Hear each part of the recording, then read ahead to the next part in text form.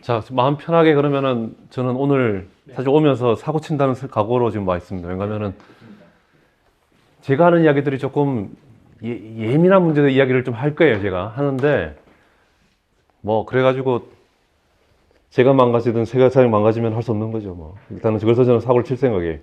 그래서 오늘은 제가 팬이 있죠. 일단 마한이라는 사람 이야기를 하겠죠. 네. 이 사람을 중심 화두로 해가지고 결국은 이거 할 거예요. 바다의 지정학. 요거는 이제 우리 정치외교학부로 따지면은 외교학에 좀 가깝겠죠, 국정치에. 두 번째는 요거는 오늘 내가 사실 공공장소에서는 처음으로 이야기 꺼내보는데 바다의 정치 사상을 이야기할게요.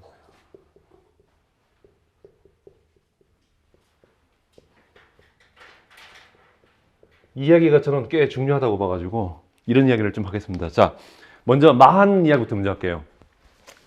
알프레드 마한을 갖다 제가 다시 읽어보려고 저는 알프레드 마한의 그 유명한 해양력의 역사, 그 영향이라고 하잖아요. Influence of Sea Power 그러는데 그 해양력의 뭐 영향의 역사인지 뭐 그런 책을 제가 3개나 가지고 있어요. 하나는 원래 오리지널로 그 더버 퍼블리케이션이라고 더버라고 있어요. 옛날 고전을 잘 내는 미국 책인데 그거 원본 가지고 있고 그 다음에 옛날에 책 세상에서 나온 게 있어요. 그거 가지고 있고 요번 보니까 또 새로 한 번역 또 나왔더라고요. 재판됐더라고요. 그니까 번역한 신분이 예전에 저 이제 해군사관에 있을 때 같이 계셨던 분이에요. 그러니까 아주 그냥 국사학에 아주 깊게 쭉 들어오신 국사학의 대가죠. 사실 해양 역사 이런 거에 대가신 분이 조남이 있는데 지금 까먹었는데 근데 그분의 번역이니까 그분이 번역하면은 뭐 번역은 믿을 수 있는 그 정도로 공부를 열심히 하시는 분이니까. 근데 문제는 뭐냐? 여러분들 혹시 책 읽어봤어요? 혹시 봤어요? 마한? 알프레드 마한. 저는 지금도 궁금한 게 이 마한은 번역이 발음이 마한인지 머헨인지 잘 모르겠어요. 매한인지도 모르겠어요. 근데 우리는 이제 일본식을 따라서 그리고 지금까지 마한이라고 했으니까 그냥 마한이라고 하면 될 것 같아요. 그리고 조금 더 하면은 뭐 영국 사람들은 아마 마한 그럴 것 같아요. 그러니까 지금 그러면 영국식 발음을 하죠. 뭐 여튼 이 마한이라는 사람을 갖다가 하는데 제가 이야기 금방 이야기했던 거. 군대 있을 때 저도 공사 교수였는데 밀리터리 그렇죠, 그렇죠, 그렇죠. 프리드만도 있긴 있었어요. 읽어봤어요 혹시? 그냥 조금 분석하는데 이해는. 근데 여러분들 제가 미리 얘기하는데 어려서 못 읽어요, 여러분들. 예. 거의 군사적인 이야기가 너무너무 디테일하게 나오기 때문에 여러분들 저도 사실은 해군산업계에서 좀 강의를 3년 동안 군사 전략을 가르쳤어요. 근데 알프레드 마한을 갖다가 대충 간략하게 소개하고 그래서 저도 다 읽지 못하니까 정리한 걸 가지고 강의를 했고 그다음에 알프레드 마한의 그 선집이 있어요. 영어로 된 선집들이. 그거 보면은 짚는 것들이 많이 있어요. 그거는 제가 이제 읽어보고 짚는 걸 많이 소개를 했죠. 그거 보면은 근데 마한은 그리고 마한은 어떤 사람인가 하면 집안이 원래 군대 집안이에요. 아버지가 웨스트포인트 출신이고 근데 원래 웨스트포인트니까 당연히 육군사학교 보내려고 했는데 이 친구는 이제 나는 해군으로 간다 그래서 해군으로 갔던 사람이고 그리고 그 원래 이렇게 공부 잘하는 사람들은 장성까지 잘 안 되잖아요. 원래 이 사람은 대령까지 하는 사람이에요. 대령까지인데 나중에 워낙 유명해져 스타가 되고 나니까 이제 나중에 한 칸 올려줘가지고 보통 그 영어로 코모도라고 그래요. 코모도 준장. 예, 제독 중에서 이제 우리 준장을 갖다가 해군은 용어가 다 달라요. 예. 그래서 해군은 예컨대 해군 용어 잠깐 얘기. 해군의 가장 실수는 옛날에 사관과 신사라는 영화를 보니까 거기 학교 교장이 나오는데 대위라고 나오더라고요. 왜냐하면은 캡틴이 육군에서는 대위인데 해군에서는 그건 대령이에요. 무슨 해군 어떤 훈련에 하는 그 높은 사람을 갖다가 대위라고 하니까 이상하잖아요. 나이도 많은 사람이던데 그러니까. 그게 잘못이라더래요. 보통 우리가 한국 사람들은 해군을 잘 몰라요. 해군은 정말 어려운 저도 당연히 육군이라든지 공군 쪽 갔으면은 저도 사실 어렸을 때 저는 초등학교 때 거의 밀리터리 매니악에 가까울 정도로 저는 지금도 저는 군사 무기에 대해서는 꽤 여러분들하고 누구하고 논쟁하도 전 좋을 정도 디테일을 많이 알아요. 저는 많이 하는데 해군은 사실 해군사학교 가가지고 가르치면서 제가 많이 배웠어요. 그리고 나서 정말 고마워했어요. 왜냐하면은 해군은 여러분들이 이해할 수 있는 그런 웬만한 사람들이 이해 못하는 그런 군대. 여러분들은 다 보면은 TV를 보고 뭐 방송을 보고 영화를 보는 거는 다 육군적 사고를 하는 사람들이에요. 근데 해군은 진짜 이상한 군대예요. 예. 아세요? 좀? 아. 네. 해군은 이상한 군대죠. 맞아요, 이상한 건데. 예. 예컨대 제가 해군에 여러분들 어차피 오늘 해군은 예컨대 제가 사관학교에서도 많이 강했지만은 육군 같은 경우는 막 용감한 사람들 많잖아요. 용감해가지고 돌진하고 그러는데 해군은 그렇게 하는 전투가 아니에요. 해군은 쉽게 말하면 어떤 게 해군적인가 하면은 딱 이렇게 담배 피고 커피 마시면서 어디서 조용히 길목을 지키면서 한 달이고 두 달이고 가만히 있는 배 있죠. 그런 게 굉장히 해군적인 거예요. 예.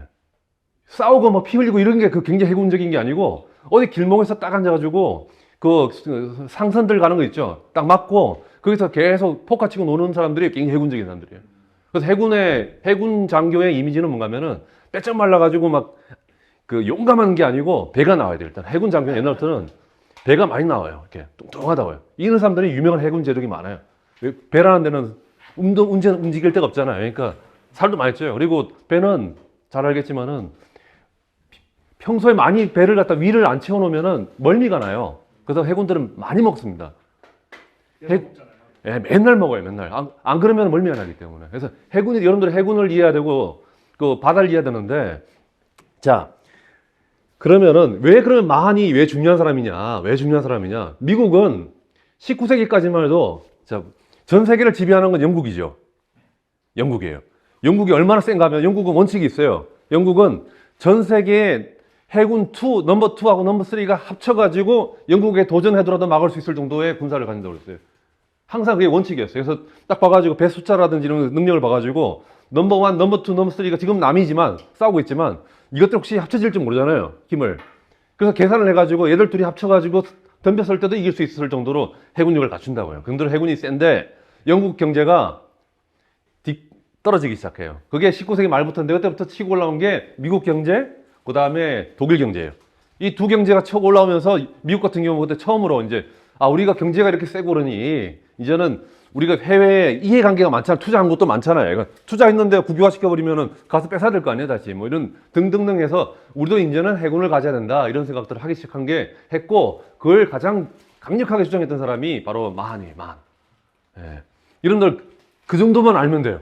여러분들 그거 안에 있는 거 책 있죠? 두 권으로 나왔던데, 영어로 된 건 더버 그 버전은 한 권이고, 한국어 보니까 두 권이더라고요. 여러분 두 권을 봐도 내 생각에 내가 장담컨대 여러분들 한 30페이지 정도 가면 졸기 시작할 거예요. 굉장한 디테일들. 전투에 대한 디테일이 나오는데, 아유, 그거는 제 생각에 아까 요 책을 쓰신 지금 연세 많으실 거예요, 그분이. 그때 그 대령이신데, 지금 한 70대 정도 될 것 같아요. 그분을 모시면은 아마 그분이 해줄지 모르는데, 제가 그분을 존경은 하지만 말씀을 잘 하시는 분이 아니기 때문에 아마 모셔놓으면은 정리는 잘 해주실 텐데 아마 조용조용 해서 여러분들도 또 조용히 잠이 들 것 같은 위험성도 있습니다. 그래서 자, 바다가 왜 바다 이야기를 쭉 할게요. 제가 일단부터 지정학적인 이야기를 할게요. 바다는 미국을 얘기할게요. 미국이라는 나라는 기본적으로 길목을 하나 더 처음부터 먼저 합시다. 바다가 왜 중요한지. 여러분들 부산에서 배로 인천으로 가는 게 빨라요? 아니면은 옛날 가는 거, 지금 고속도로 같은 게 KTX 말고 그냥 탱크가 있다 쳐봐요. 부산에서 탱크가 시속 60km, 70km 간다고 치고, 그 다음에 시속 60, 70으로 배가 움직이면 어느 게 빨리 갈 것 같아요? 땅은 굉장히 가기가 힘듭니다. 지금 고속도로하고 KTX가 있으니까 괜찮은 건데, 굉장히 올라가다 보면은 또 언덕도 생기고 뭐가 복잡해요. 그래서 이게 지금은 이렇지, 지금도 마찬가지예요. 지금도 탱크로 서울에서 부산까지 이동하려면은 아주 많은 시간이 걸릴 거예요. 근데 배는 빠르지는 않아요. 해군은 좀 빨라요. 해군은 모터가 디젤이 아닙니다. 해군은 엔진이 제트 엔진이거든요. 제트 엔진 가지고 프로펠러 빨리 돌려서 속도가 빨라요. 예. 그래봤자 시속 60km예요. 50km, 60km. 그게 빠른 거고, 일반적인 배들은 시속 30km짜리예요. 여러분들 알고 있는 우리 한국의 209급 잠수함 있죠? 재래식 잠수함. 재래식 잠수함은 시속 10몇 킬로, 20km밖에 안 돼요. 아주 느려요. 그래서 항공모함 이야기 나온 대로 다 얘기해 줄게요. 우리나라 지금 항공모함 만든다는 얘기 있죠? 저 여기 방송에 이야기할 거예요. 항공모함 함부로 막 만들면 안 됩니다. 왜 안 되느냐 얘기해 줄게요. 항공모함을 만들면은, 항공모함은 기본적으로 항공모함 앞에 우리 이지스함이라는 게 있어요. 이지스함이라는 게 공중으로 오는 거, 이지스 한 척이 1조짜리. 이 1조짜리가 공중에서 오는 것 같다 이 레이더가 굉장히 좋아가지고 미사일이고 다 막아낼 수 있어요. 오케이. 근데 이지스함도 항공모함도 잠수함이 공격하면 다 죽어요. 그러면 미국에서는 항공모함들이 어떻게 살 수 있느냐? 미치람되면 항공모함들이 있잖아요. 그 항공모함은 혼자 있는 게 아니에요. 한 팀이 있고 항공모함 밑에는 원자력 잠수함이 있어요. 원자력 잠수함은 속도가 빨라요. 그래서 항공모함 속도랑 원자력 잠수함 속도가 함께 움직이면서 한 팀이 이루어지고 이 원자력 잠수함이 이 배들을 다 지켜주는 거예요. 근데 이렇게 빠른 잠수함이 없는 한 이 얘들은 미안하지만 북한에 이 전체 합치면 10조가 넘어갈 것 같은데 우리가 만일 항공모함을 만들고 하면은 이지스함도 하고 그 밑에 200억짜리 300억짜리 잠수함들이 깔려가지고 공격하면 다 죽어요. 네. 이거는 뭐 저는 확신을 가지고 있어요. 절대 그 막을 방법이 없어요. 제가 옛날에 로키드 마틴이 그 이지스함 팔려고 왔을 때도 네가 많이 항의를 했어요. 당신들 그거 대잠 능력이 없는데 그래 함부로 막 팔면 안 된다 그렇죠. 근데 그래서 그거는 나중에 항공모함을 갖추려면은 반드시 같은 속도로 움직일 수 있는 그게 있어야 돼요. 그리고 항공모함은 굉장히 빨라요. 이 얘기해 줄게요. 항공모함은 왜 빠르냐면은 항공모함을 띄우려면 연 같은 경우도 띄울 때 바람 어게인스트 윈드로 해야 되죠. 바람이 이렇게 와야지 빨리 떠오를 거 아니에요. 뒤에서 바람이 불면은 위드 윈드로 위에서 불면은 떨어져 버려요. 그래서 비행기가 이륙을 할 때는 반드시 방향을 향해 가지고 고속으로 달려줘요. 배가 고속으로 50을 밀어주니까 여기서 날아갈 때 한 시속 200km 날아가면 합쳐서 250km로 떠오른다고요. 그러면 시속 50, 60으로 항공모함이 가는데 그 밑에 잠수함이 따라갈 수 있냐? 한국에 지금 가지고 있는 제식 잠수함은 시속 20km 정도밖에 안 돼요. 그거 가지고는 죽을 때까지 안 돼요. 여튼 간에 이런 것들을 다 알아야 되는데 그런 거 다 계산하고 지금 하는지 모르겠어요. 그냥 우리는 무조건 항공모함 가진다 그러면 이거 뭐 약간 국뽕 비슷하게 우리도 항공모함 이러는데 아이고 함부로 그렇게 하는 거 아니에요. 정확하게 알아야죠. 예. 그 물리적 법칙이라는 거는 팩트입니다. 아무리 아름다운 건물 만든다고 하더라도 그 물리학 법칙에 어긋나는 그 건물은 반드시 무너집니다. 예. 여러분 객관이라는 게 있어요. 세상에 객관. 우리가 마음대로 상상하는 게 아니에요. 예. 자, 그럼 배가 또 중요한 이야기가 뭐였잖아요. 배라는 거는 빨리 움직여요. 굉장히 빨리 움직이고 그리고 여러분들 보면 알겠지만은 자동차 같은 게 있지. 자, 울산에서 자동차를 엄청나게 한 몇백 대를 갖다 서울로 옮길 때 어디로 어떻게 옮겨요? 기차로 옮겨요? 아니죠. 큰 배로 옮겨요.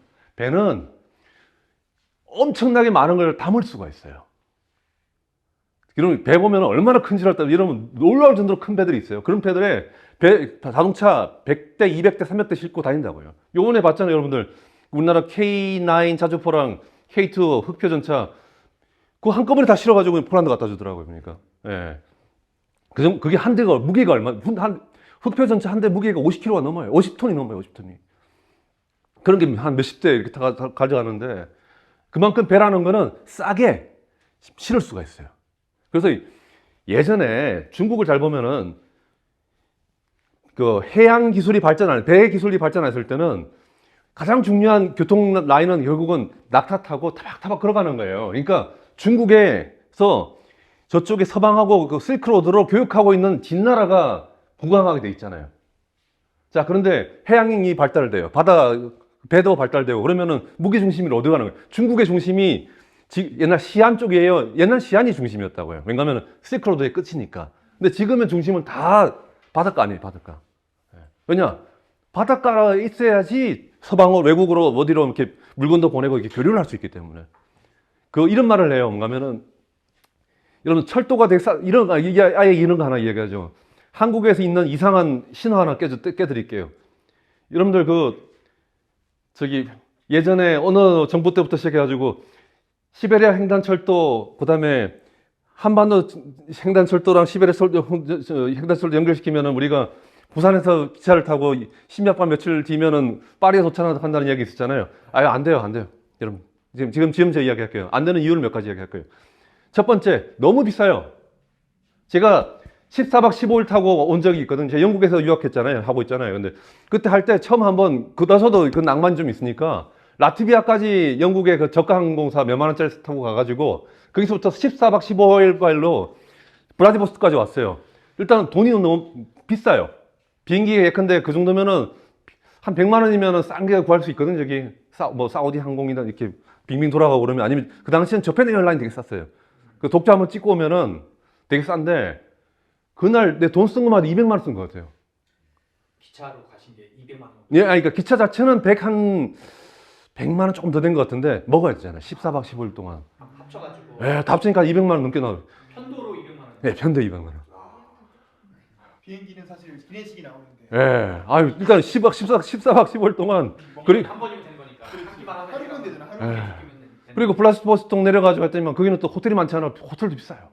내가 또 경험이, 그래서 14박 15일 만에 호텔에, 그래도 간 김에 2박 3일 묵고 나니까 호텔 비만 하루에 밤에 20만 원, 뭐. 그리고 뭐 밥도 사 먹어야 되잖아요. 그리고 또 호텔을 또 이상한 호텔을 갔는지 모르지만은, 태어나 처음으로 호텔에 불이 나가지고 막 탈출하고 막 난리 났어요. 잠옷바람 탈출하고 막 그랬어요. 예. 그 정말, 그리고 중요한 거는 시베리아 가니까 할 게 없어요. 시베리아는 너무 재미가 없어요. 그러니까 한 10일 정도는 똑같은 광경이 계속 지나가요, 이렇게. 그래서 의식 자체가 잠들어 있어요. 그래서 10일 동안은 느낌이 한 3일밖에 안 깨어 있었던 것 같아요. 나머지는 다 계속 자고 있었어요, 저는. 그리고 6월 달이었는데도 너무 추워가지고 잠을 못 자겠어요. 시베리아는 춥습니다. 춥습니다. 그래가지고 잠을 너무 못 자서 할 수 없이 그 매점에 가가지고 보드카를 샀어요. 러시아 남자들처럼. 누가 술을 마시는 예, 그래서 맨정신으로 할수 없으니까. 그래서 보드카를 이렇게 마시고 나면 이제 잠이 와요. 그래서 매일 보드카를 마셨어요. 자, 이렇게 됩니다. 이게 그래서 14박 15일 또 하나. 자, 기차는 기본적으로 그런 것도 문제가 있고. 아까 우리 이런 이건 테크니컬한 문제라서 중요한 건 아닌데 이 궤도가 다른 건 알죠? 우리는 표준계 그쪽에는 대륙 관계인데 예, 좀 달라요 이게. 그거는 뭐 사실은 어떻게 해결할 수 있을 것 같은데 또 문제가 뭐냐? 배는 바다라는 게 특이한 게 하나 있습니다. 바다는 다 뚫려 있지 않아요? 그러니까 흑해도 살짝 뚫려 있지만 카스피해 정도 말고는 다 뚫려 있죠. 다 연결돼 있죠. 그래서 도어 투 도어입니다. 기차로 갈 때는 우리가 북한 뚫어야 되죠. 가서 북한도 지금 안 뚫리고 있잖아요. 북한도 설득해서 뚫어야 돼. 이게 외교적으로 앞으로 20년 걸릴 거예요. 러시아 뚫어야 돼요. 러시아가 갑자기 전쟁 나고 나면은 국경 닫을 거예요, 아마. 우리는 우크라이나 전쟁하기 때문에 너를 통과시킬 수 없게 된다고요. 그 다음 폴란드 가야 돼요. 그 다음에 독일 가야 되죠. 파리까지 가는 거 이야기하는 거예요. 파리까지 가는데. 이게 바다의 독특한 특징이에요. 바다에 공해가 있는데, free sea가 있어요. 이거는 부산에서 나가면은 그대로 프랑스 항구로 들어가요. 도어 투 도어예요. 물론 해적이 있고 옛날처럼 포르투갈하고 스페인이 나눠가지고 가져가지고 중간에 하면 다 삥 뜯고 막 이렇게 하는 나라 있으면 모르지만 지금처럼 공해를 갖다 열어버리면은 그게 free sea예요. free ocean이에요. free ocean을 만들면은 그다음부터는 부산에서 나가자마자 10일 정도 있으면은 파리, 마르세유 이런 데 도착을 해요. 이게 바다의 독특한 특징이에요. 그래서 아직은 비행기는 더더욱 그렇고 철도나 자동차 어느 누구도 배를 이길 수 없어요. 그래서 어느 나라든지 잘 살려면 반드시 항구가 있어야 돼요. 저는 이거는 사실은 제 개인적인 생각인데 저는 고향이 경북이에요. 그래서 저희 어머니가 대구인데 그래서 대구 볼 때마다 대구가 너무 가난해지는 것 같아가지고 제가 가끔은 대구에 항구를 만들어주면 좋겠다 생각을 많이 해요. 저는 어떻게 만들지 이러고 있는데 대구가 항구만 만들어지면 사람들이 훨씬 더 조금 더 현대화 될 것 같아요. 사고도 공업과 상업이 있으면은 현대화되잖아요. 근데 계속 이제 농업 중심으로 나라가 되면 사람들이 사고도 농업 쪽으로 바뀌거든요. 그러니까 대구 볼 때만 느낀 건 저기 정말 공업과 상공업을 발달시켜서 좀 사고도 좀 현대화시키면 좋겠다 이런 생각도 하죠 제가. 근데 그러려면은 그래서 제가 가끔 하는 게 항구도시 대구 프로젝트 이런 말 하는데 제가 그러면 얼마나 아름다울까 이런 생각을 하죠. 그만큼. 그리고 중국 같은 경우 하나 문제가 뭐냐면 그럼 중국은 왜 이렇게 바다가 약해졌는가? 근데 사실은 중국의 굉장히 아름다운 것 중에 하나가 수나라 때 만들었던 운하잖아요. 이 운하라는 게 이게 굉장히 아름다울 수도 있고 세상이라는 게 뭐든지 명암이 있는데 자, 명부터 먼저 이야기해요. 명이라는 게 기가 찬 게 이게 그러니까 한나라 말고 수나라하고 당나라 같은 경우는 종족이 북쪽인 거 아시죠, 여러분들? 그 사람들은 약간 터키 사람들 비슷한 사람 혼혈족이라고 생각하면 돼요. 그래서 약간 당나라 같은 경우는 그런 이야기도 좀 들어봤는데 그 황제가 너 임마 좀 문명 국가처럼 중국 사람처럼 이렇게 옷을 멋지게 입어야 되지 맨날 이렇게 호복을 입고 다니면 안 된다. 자꾸 터키 애들 좀 하고 다니지 마라. 우리 옛날에는 그런지 몰라. 이제는 우리는 중국 사람 다 됐으니까. 그래서 자꾸 그렇게 했는데 보면 애는 맨날 터키 사람처럼 옷 입고 다니고 막 그래가지고 야단치고 그랬다는 얘기가 있어요. 그만큼 혼혈족이에요, 굉장히. 혼혈족인데 혼혈족이다 보니까 근거지가 북쪽에 있잖아요. 중앙아시아 쪽에 있잖아요. 그래서 너무 깊게 내려가 버리면 안 돼요. 너무 한쪽 중심을 갔다 어느 순간 둘러싸일 수가 있잖아요. 그러니까 도시나 이런 걸 갖다가 북쪽에 자꾸 만들려는 거예요. 이렇게 수도를 가급적 북쪽에 만드는데 자, 북쪽에 만들었는데 쌀이라든지 이런 것들 풍성한 곳은 어디예요? 남쪽이잖아요. 이른바 강남 아니 강남. 천하의 강남은 한국의 강남이 아니고 거기가 강남이에요. 예. 뭐 친구 따라 강남 간다는 거는 대치동을 간다는 게 아니고 바로 난징이라든지 옛날 샹하이가 없었죠. 난징이라든지 아니면은 저기 항저우를 간다는 거죠. 거기가 그거라고. 근데 거기가 가장 풍성한 곳이에요. 풍성한 곳. 내가 좋아하는 펄벅이라는 돼지 소설에 있잖아요. 그거 보면 이런 말 나와요. 그 사람들이 그 양쯔강 북쪽에 있던 사람들인데 막 메뚜기 떼에 공격받아가지고 망해가지고 나중에 거지가 돼요. 그래서 난징을 가요. 난징 가서 하던다는 무슨 가면 야 여기는 개들도 쌀을 먹는다 그런다고요. 그 정도로 여기는 풍부한 곳이에요. 그러면 어떻게 되죠? 수도는 북쪽에 둬야 돼요. 자기 근거지에서 멀어지면 안 되니까. 근데 이쪽은 풍부하잖아요. 빨대를 꽂아야 될 거 아니에요. 긴 빨대를. 그 긴 빨대가 운하예요. 그 운하 때문에 중국이라는 나라가 거대한 나라가 된 거예요. 북쪽과 남쪽이 연결돼 버렸잖아요. 정치의 중심은 북쪽이지만 경제적인 중심은 남쪽에 있다. 딱 연결시켜 있다. 이거가 수나라는 망했지만 수나라가 위대한 일을 하긴 했어요. 그리고 이 운하를 중심으로 수많은 여러분들이 보는 수많은 뭐 날아다니는 뭐 깡패 조직들 있잖아요. 맨날 무슨 방 해가지고 싸우고 그러는 애들 있잖아요. 그 스토리가 다 운하 쪽이에요. 왜냐면은 운하도 그렇고 배도 그렇고 호수도 그렇고 기본적으로 물이 많은 곳에서는 해적들이 나타나요. 그 해적들이 나타나가지고 싸우는 여러분들 해적 소설 중에서 서양 사람들은 해적을 해. 해적하면 맨날 무슨 보물섬 하고 막 그런 거 있잖아요. 그런 거 하고 동양에서 대표적인 해적 소설이 바로 수호지예요. 수호지의 양산박이라는 곳에서 한다고 해서 양산박이 뭐냐 하면서 무슨 우리나라에 무슨 뭐 밀양 같은 곳인가 이런 산이 있는 곳인가라고 우리 한국 사람들 생각하는 게 아니고 양산 호수예요. 박자가 바로 호수 박자예요. 큰 호수 박자예요, 이게. 예. 그래서 양산 호수라고 그래야 돼요. 양산 호수라 중국의 호수라 그러면 우리나라 소양강 호수가 아니고 여러분들 미시간 호수 알아요? 미국에?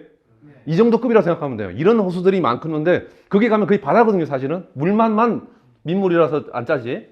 예. 그런 곳에서 자유롭게 살던 일종의 시기창면 해적이에요, 해적. 해적이라는 게 독특한 거거든요. 그다음 아까 말한 대로 운하에서 쌈박질하는 대로 독특한 여러분들 이거 나중에 얘기할 거지만은 제가 앞으로 해적 이야기를 많이 하게 될 거예요. 왜냐? 전 세계에 민주주의를 제대로 한 나라들은 해적 아니면 노마드예요. 특히 해적이에요, 요즘은.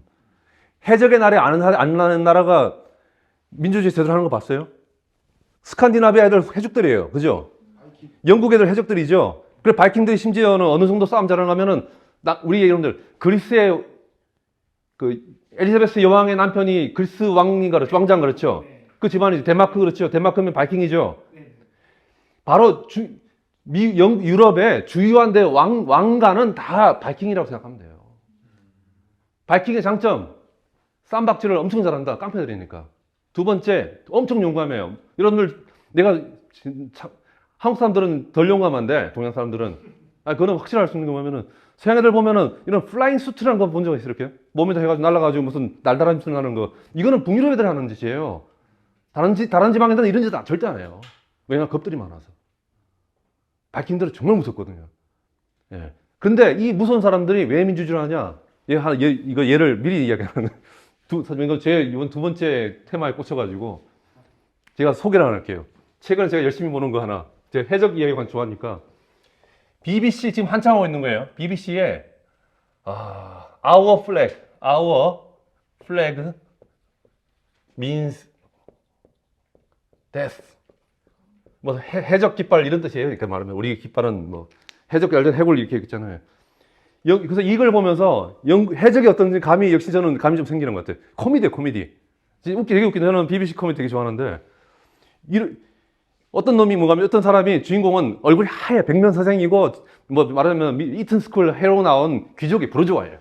이 친구한테 너무 따분을 한 거예요. 부르주아의 삶이 너무 따분해가지고 나도 이제는 용감하게 해적질을 하면서 무슨 보물섬도 찾아보고 이런 거 해봐야겠다 가지고 집안을 때려치고 이제 해적이 된 거예요. 돈이 많으니까 이제 배도 큰 거 사고. 근데 밑에 애들 보면 완전히 깡패 같은 애들, 해적들이에요. 근데 해적들이 불만인 거예요. 리더십이 별로 마음에 안 들어요. 얘 믿고 있다가는 우리가 장사가 안 되는 것 같아요. 어디 가서 약탈도 좀 하고 지나가는 거면 이렇게 약탈을 해서 몸값을 랜섬이라고 하잖아요. 몸값 챙겨가지고 또 우리도 부자도 되고 그랬는데 얘가 좀 맨날 책이나 보고 노래나 부르고 그 다음에 주로 해적 이야기나 해주고 밤에 잠잘 때 오면 이야기해주고 그래요. 그러니까 얘들이 딱 모여요. 그래서 칼을 이렇게 갈면서 야, 우리 제거하고 다시 뽑아야겠다. 저는 그걸 보면 느낀 게 민주주의가 이런 느낌. 밑에 시민들이 굉장히 거칠고 하나하나가 굉장히 깡패 비슷한 사람들이에요. 그러니까 민주주의라는 거는 착한 사람들이 있는 것이 아니고 우리 대한민국 5천만이면은 한 사람 한 사람이 거의 저거 뭐 저래 칼 갈면서 이거 저거 봐라 리더십 이상한데? 그래서 모이는 거였어요. 야, 목 잘라야겠다. 안 되겠다. 야, 우리는 위에 새로운 리더를 바꿔야 겠다. 이런 식의 그게 바이킹이에요. 그리고 나서 바이킹의 특징은 바이킹도 그렇고 바이킹 비슷한 게 하나 어떤 건가 하면은 바이킹 비슷한 종족이 어떤 사람들인가 하면은 노마드 중앙아시아를 하나 큰 오션이라고 생각해봐요. 하는 그 바다라고 생각해봐요. 여기도 마찬가지로 사람들도 별로 없죠. 그리고 막 평평하잖아요. 이 바이킹이라는 사람들은 기본적으로 그게 경찰력이 제대로 있겠어요. 자기가 자기 몸을 지킬 수 있는 힘이 있어야 돼요. 그리고 두 번째는 뭔가 하면은 여기는 특징이 우리 조선반도, 한반도의 약점은 산이 많아가지고 도망을 잘 못 가요. 예컨대 무슨 대관령이라든지 관이라고 하는 데 있죠. 관. 그 관을 딱 지키면 다 걸리게 돼 있어요. 그래서 중국과 달리 한국은 노비 제도를 오래 유지했잖아요. 이 나라는 노비가 있었던 나라예요. 그걸 갖다가 뭐 국사학자들은 자꾸 노비는 뭐 노예가 다르다 그러는데, 아니 노예든 아니든 간에 사람을 주고 샀던 사람들이잖아요. 자유인은 아니잖아요, 최소한. 중국 사람들이 계속 놀렸던 게 그거예요. 너희들이 유학을 한다는 놈들이 왜 자꾸 네 동족들 갖다가 노예를 만드냐고 그랬다고요. 그 이유 중에 하나가 뭔가 하면 우리는 산이 많아서 그렇게 돼요. 노마드는 조금 괴롭히죠. 제가 약간 갑질한다? 도망가버려요. 예. 말 타고 그 다음에 가버려요, 그냥. 바다도 똑같아요. 바이킹도 마찬가지예요. 바이킹도 금방 이 드라마에서 얘 리더가 조금만 누구한테 갑질을 한다 그러면 얘가 목을 베거나 아니면 그 다음날 보트 타고 도망가버려요. 그래서 이 나라는 이런 바이킹과 노마드는 자유로우면서 동시에 평등해요. 물론 그 밖에서 봤을 때는 무서운 놈들이라 생각될지 모르지만 최소한 내부적으로는 굉장히 자유로우면서 굉장히 평등한 것이에요.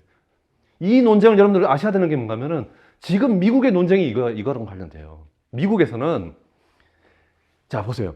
앵글로색슨이라는 영국 놈들이 미국의 동부에 내렸잖아요. 얘들은 아직까지도 바이킹 짓을 하고 있어요. 그게 어디서 하느냐? 서부 가서 바이킹 짓 하고 있는 거예요.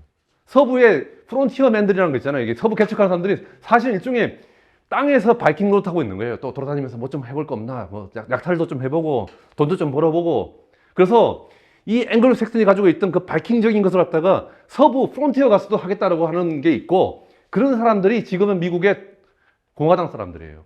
공화당 사람들은 예전에 가지고 있던 그 작은 스몰 리퍼블릭, 작은 리퍼블릭, 하나하나가 당당하고 하나하나가 깡패 같은 이런 나라를 계속 유지하자는 쪽이고, 이 민주당 입장이 뭔가 하면은 이제는 더 이상 우리가 로마로 말하면 로마 리퍼블릭의 단계는 넘어서고 이제는 제국으로 가야 된다. 리퍼블릭과 제국의 가장 큰 차이는 제국은 관료로 통치하는 것이에요. 어쩌면은 미국은 중국화 될지도 몰라요. 중국화 된다는 거는 중국적 통치 방식을 갖다 받아들이게 될지도 몰라요. 그건 모르는 일이에요. 로마 제국이 그랬듯이 로마 제국은 관료들이 하는 거거든요. 이게 굉장히 복잡한 건데 공화국으로 남느냐 제국으로 할 거냐. 그리고 지금 저는 사실은 이 상상을 요즘 상상에 빠져 있는데, 로마가 그렇게 사이가 좋아요. 로마는 원래 정적을 사형을 취한 적이 별로 없어요. 죽이질 않아요. 그 정도로 잘 운영이 됐다고요. 그러다가 로마가 공화국 말기, 시저가 나오기 직전에, 카이사르가 나오기 직전에는 마리우스 술라 해가지고 민중파, 반민중파, 공화파 뭐 이렇게 가지고 그 세닛을 중심으로 하는, 원론을 중심으로 하는 귀족파하고, 그 다음에 평민들을 또 배변하는, 또 평민들도 그냥 타락했잖아요. 예. 이 사람들이 갑자기 막 싸우고 하면서 나중에 막 목도 날라가 죽이고 하는 그 과정이 있었어요. 완전히 양극화돼가 정치가. 그래서 지금 이렇게 너무나 미국 정치가 양극화되는 거 보면은, 야, 진짜 이 공화국의 말기인가? 공화정의 말기인가? 이런 느낌도 좀 있어요. 옳다가 아니고 그런 관점을 한번 봐보세요. 그러면은 조금 더 이야기가 제3자적 관점에서, 이게 이 사람 이야기도 틀린 건 아니다. 이 사람은 옛날 초기에 공화정을 유지하는 거고, 이쪽에서는 이제 나라 사이즈가 3억 5천 가까이 되는데 더 이상 유지 안 된다, 이런 생각을 하는 것 같아요. 방금 말한 로마 거를 보려면 로마인 이야기가 제일 좋은 책인가요? 저는 아니라고 봅니다. 그건 왜 아니냐면은, 어떤 책이 좋나요? 방금 말씀하신 로마 거를 보려면? 뭐 다 봐야 될 것 같은데 모르겠어요. 지금 왠가면은 제가 로마인 이야기를 안 좋아하는 얘기는, 시오노 나나미는 기본적으로 저기 공화정을 싫어하는 사람이에요. 네. 예. 그 사람은 일본 사람이잖아요. 네. 예. 일본 사람은 기본적으로 제국을 좋아해요. 제국을 좋아하고 관료적으로 안정된 나라를 되게 좋아하는 사람이에요. 예. 영웅 되게 좋아하고. 근데 저는 그래서 시오노 나나미 책 볼 때마다 내가 에이씨 뭐라고 이거 뭐야 이거 대한민국에서 오면 안 된다 그랬죠 저는. 뭘 보신 거예요? 로마사 농구를 보신 건가요? 로마 성권은 저는 아주 많이 봤죠. 예, 많이 봤죠. 일찍이 훨씬 더 낫다. 훨씬 낫죠. 예, 시오나나미는 가급적 안 보는 게 좋아요. 저는 추천 안 합니다. 시오나나미. 시오나나미는 기본적으로 굉장히 일본적인 사람. 일본적 관점이 너무 강해요. 예, 그리고 공화국을 너무 싫어해요. 저는 민주공화국을 만들고 싶거든요, 대한민국을. 근데 이 사람이 싫다고 자꾸 그러니까 저는 그때 그랬죠. 저 공화주의 책 같이 번역한 친구가 김경희 교수거든요. 그 친구 대학 동기고 제 여동생 남편인데 그 친구한테 맨날 그랬어요. 그 당시 그 교수 먼저 됐길래 야 시오나나미 이때 유명할 때 좀 공지 좀 하라고. 이게 잘못됐다고. 예. 근데 안 하더라고요. 그래서. 마키아벨리 로마사 농구 말고는 좀 추천할 만한 로마 관련 책이 있나요? 세네카가 살아서 쓴 거 읽으시죠? 뭐 그런 것도 없어요. 하여간 뭐 많이 읽으셔야 돼요. 딱 정리된 건 많지 않은 것 같아요. 예. 예. 자, 그래서 요거는 좀 나중에 다시 한번 이야기할게요. 이 공화국 문제는 지금은 해군 이야기했는데 그리고 해군 이야기를 좀 더 해볼게요. 아까 해군은 기본적으로 여러분들 하나 또 아셔야 되는 게 뭐냐면 해군하고 육군 공군의 차이. 육군하고 공군은 꽤 비슷한 군대예요. 사실은 군대인데 해군은 완전 다른 게 뭐냐면은 해군은 기본적으로 요번에 여러분들 우크라이나 전쟁 보면서 초기 한 달 정도는 전투를 하는데 지금 보면 결국은 누가 물자를 더 많이 대주고 뒤에서 후방에서 보급을 잘하느냐 싸움하는 거 아니에요? 전쟁은 위로 올라가면 갈수록 전쟁의 기본은 보급 싸움이에요. 보급 싸움. 예. 그래서 몽고메리 장군이 그랬어요. 나는 나중에 사성 장군 되고 나서 옛날에 뭐라냐면 나는 하루 종일 챙기는 거는 보급밖에 안 챙긴다고 그랬어요. 왜냐면 병사들 밑에 가서 또 대령이고 이런 사람들 연대장 이런 데 잘 싸우거든요. 근데 그 사람 싸우려면은 총알이 와야 될 거 아니에요. 그리고 밥을 먹여야 될 거 아니에요. 밥 안 먹으면 죽어요. 근데 몸이 안 움직인다니까 밥을 안 먹으면. 그래서 군대에서 오면 밥 먹이는 게 되게 중요한 거 아니에요. 몸에 에너지를 내야 될 거 아니에요.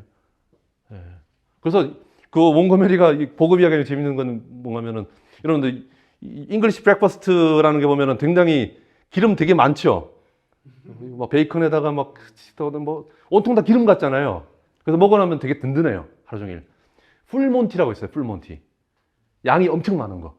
우리말 곱빼기 정도예요. 그게 왜 풀몬티냐면은 몬티가 몬거머리 장군의 애칭이에요. 이 풀몬티는 뭐냐면은 몽고메리식으로 풀로 완전히 빡 쳐주라는 거예요. 그게 언제였느냐? 몽고메리가 전쟁할 때 아침에 한번 먹고 나면 이게 며칠 동안 못 먹을 가능성이 있잖아요. 많이 주라고 그랬어요. 애들 많이 먹여야 된다고. 그래서 그 기름기 막 이런 잉글리시 브렉퍼스트를 하다가 이만큼 해가지고 애들 다 먹였다고요. 그거 가지고 애들이 이틀도 버티고 했던 거예요. 그만큼 먹는 게 중요하다고요. 근데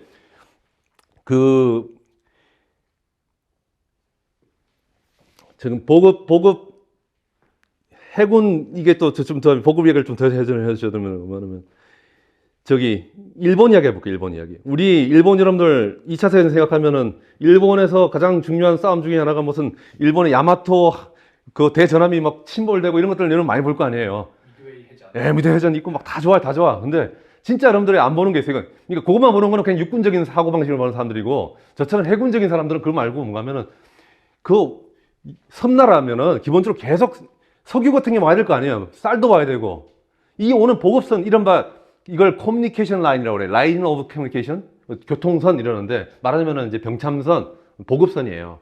그 우리 중국의 상하이 교통대학이라는 게 단지 교통만 하는 게 아니에요. 그거는 뭐 모든 커뮤니케이션 그러니까 통신까지도 포함한 거예요, 그게. 예, 그래서 그 명문학교라고 해요, 학교가.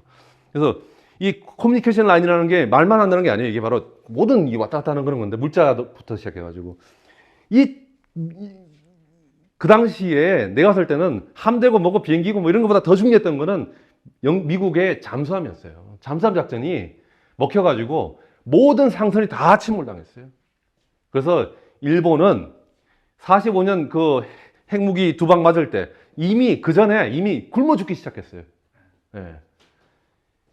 해군하고 육군의 가장 큰 그 당시에 차이점 거면 그 당시에 해군은 다 알아요. 우리는 해군은 더 이상 이 나라를 지킬 수 없다. 그리고 우리는 완전 포위당했고 이제 우리는 천황 폐하까지도 굶어 죽게 생겼다라고 생각했어요. 완전하게.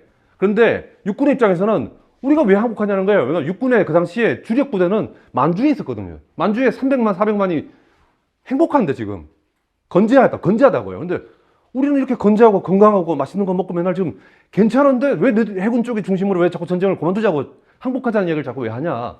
모르는 거예요. 보급선이 망가졌다는 걸 여기는 몰라요, 지금 이 사람들이. 그래서 예전에 마지막에 항복선언을 할 때도 일본 천황이 항복선언을 할 때 그걸 육군이 중심으로 쿠데타 일으켜가지고 막으려고 했던 게 있어요. 그래서 여러분들 혹시 마루야마 마사오라는 사람 아세요? 유명한 철학자 있어요. 그 정치사상가. 그 도쿄대 정치학과 교수인데 그 마루야마 마사오 교수가 쓴 기록에 보면 뭔가 하면 자기 은사가 남바라 시게루라고 45년 이후에 최초의 약간 민주주의자예요. 최초의 총장을 했던 사람인데 도쿄대 총장한 사람인데 이 사람이 이야기해 줬어요. 뭔가 하면 사실은 그 최종적으로 이렇게 항복 선언을 하기 직전에 육군 애들이 그런 음모를 꾸몄다는 거예요. 그 글을 꾸명이 있었다는 거예요. 군대 한 10,000명 보내가지고 그 황거를 둘러싸고 입을 막으면 될 거 아니에요. 야, 천황 말하지 마. 그래서 해군은 이 전쟁은 더 이상 못한다는 걸 알았다고요. 육군은 몰랐어요. 육군은 이 전쟁 이길 수 있다고 생각했어요. 아직도. 그래서 그때 뭘 음모를 꾸미는가 하면은 도쿄대 출신들의 뭐 관료라든지 학자들하고 그룹하고 해군 그룹하고 몰래 작당을 하나 했어요. 뭔가 하면은 남아있는 배 몇 척을 갖다가 그 도쿄 만이 있죠.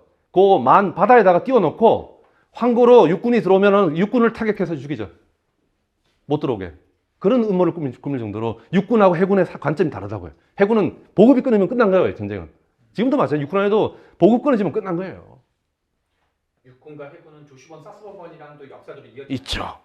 어디가 어디로 연결되는 건가요? 조슈는 육군입니다. 조슈가 육군, 이토 히로부미 있죠. 예. 그 다음에 사츠마가 두 가지를 가졌죠. 해군하고 경찰을 가졌죠. 일본 경찰은 사츠마입니다. 제일 좋은 거는 조슈아가 먹었습니다. 예. 해군과 경찰을 사스마 두 가지. 그러니까 넘버 2, 넘버 3를 먹은 거예요. 해군 넘버 2 정도 되거든요.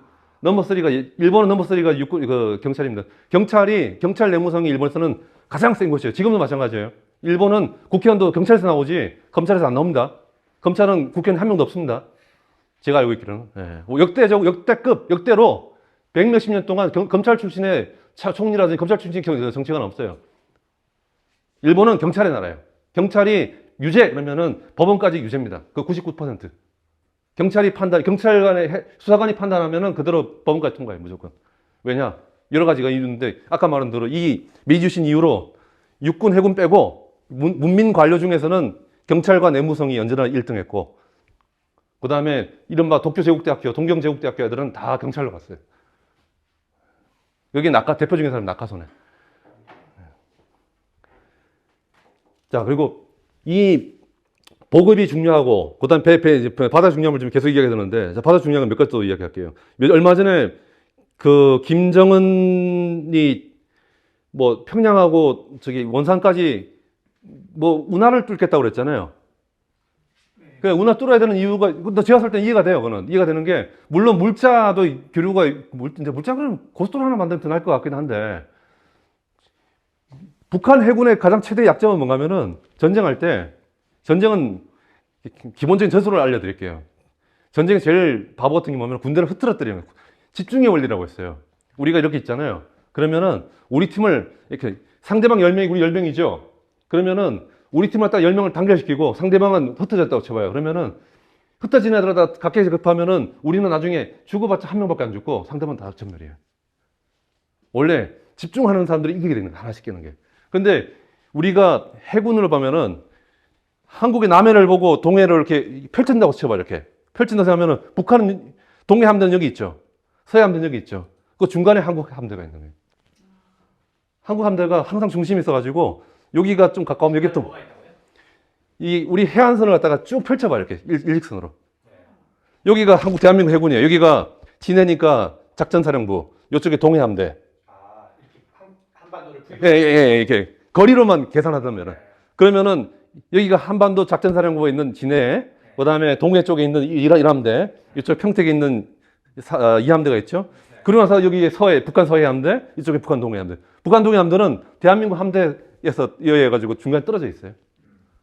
아, 북한은 예. 그래서 이 함대가 우리는 나중에 하면 합쳐질 거거든요. 1, 2, 3 함대가. 지금은 흩어져 있지만 딱 하나로 연합함대 만들죠. 그럼 딱 봐가지고 하나씩 깨면 돼요. 그러면 얘들은 완전 전멸이에요. 원래도 약한 해군이지만 더 약해져요. 아주 약해요. 예. 그걸 깨는 방법 중에 하나가 뭔가 하면은 운하 같은 게 있으면은 옮겨서 합쳐지면 되잖아요. 미국도 마찬가지예요. 미국도 마한 나올 때 우리는 해군을 키운다. 그건 좋은데 해군이 미국은 동쪽하고 서쪽으로 흩어져 있잖아요. 이게 합쳐지려면은 저기 밑에 남극까지 가서 마젤란을 돌아와야 돼요. 그래서 만든 게 파나마 아니에요. 파나마라는 나라는 없던 나라예요. 파나마는 원래 콜롬비아입니다.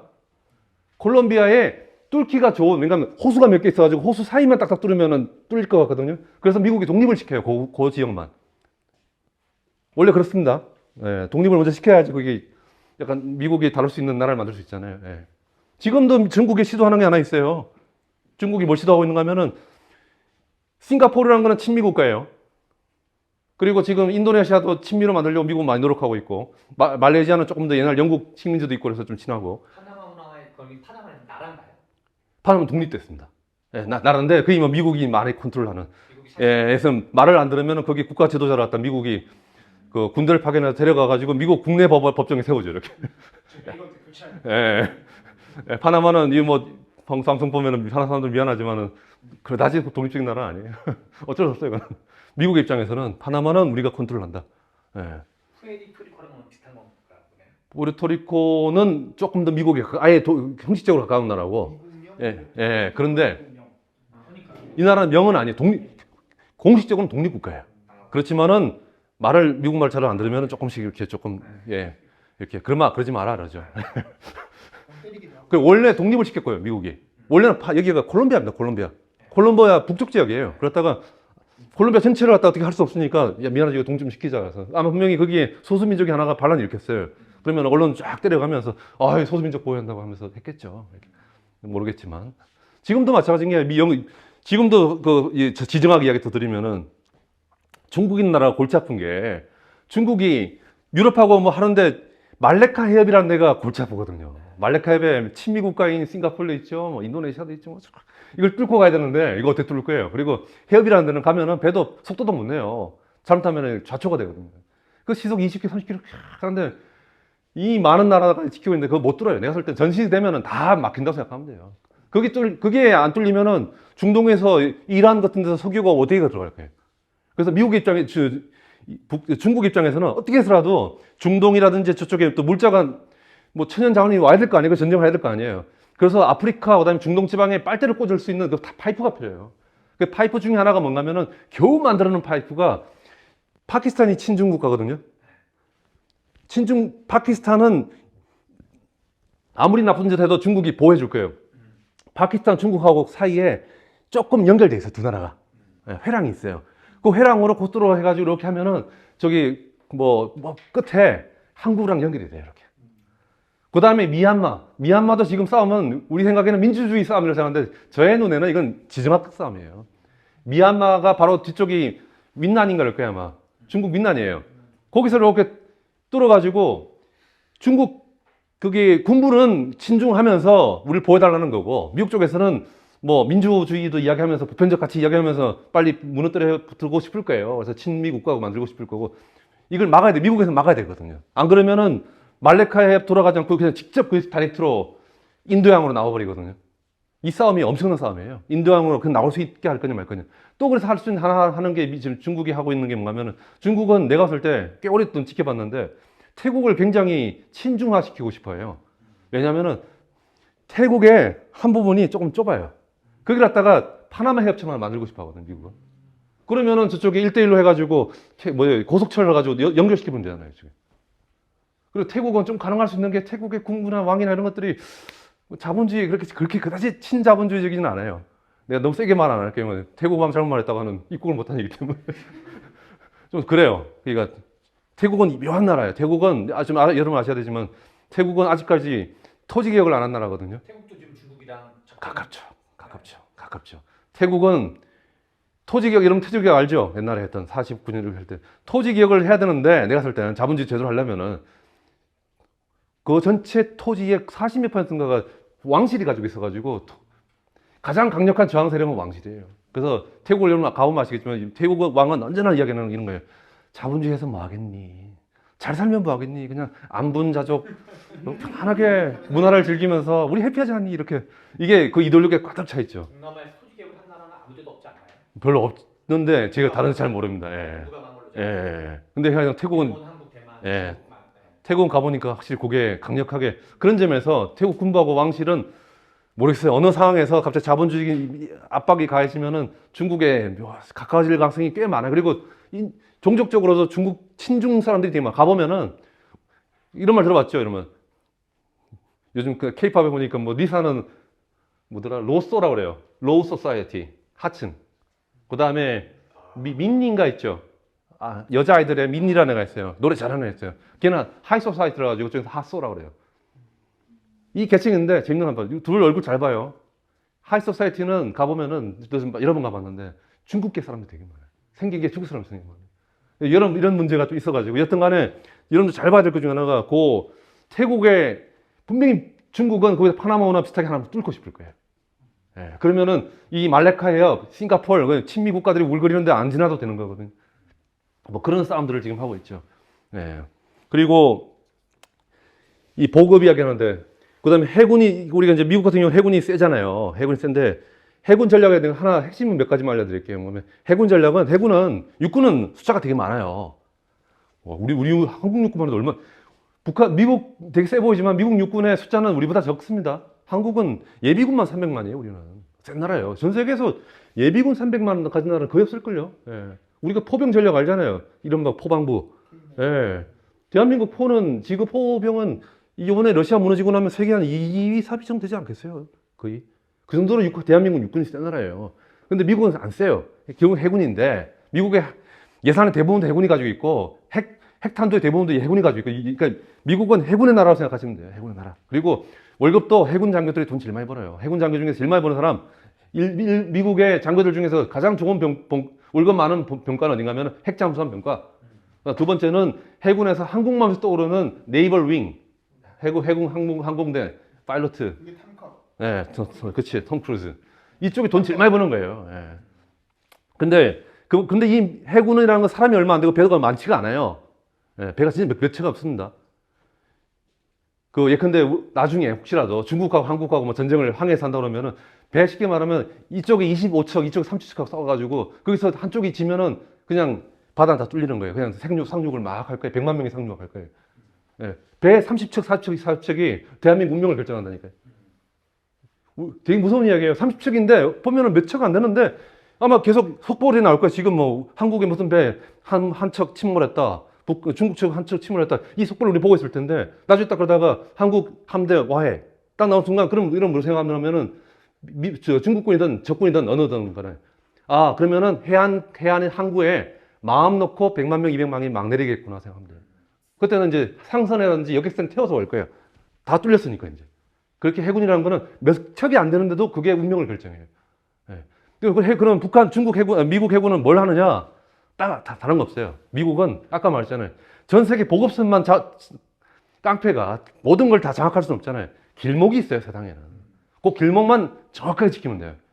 이걸 딱 우리가 초크 포인트라고 해요. 초크 포인트. 초크 포인트라고 하는데 그 초크 포인트만 딱 생각하는데 미국은 여러분 잘 아셔야 되지만은 초크 포인트 절대 안 놓칩니다. 미국과 미국의 오른팔인 영국은 절대 안 놓치는데 자, 지중해 들어가는 데가 어디예요? 지브롤터 있죠? 지브롤터 영국이 가지고 있죠. 사실상 미국이 가지고 있는 거죠. 그 다음에 아까 말한 대로 말레카의 가장 중요한 건 싱가포르죠. 싱가포르의 안보는 미국이 지켜줍니다.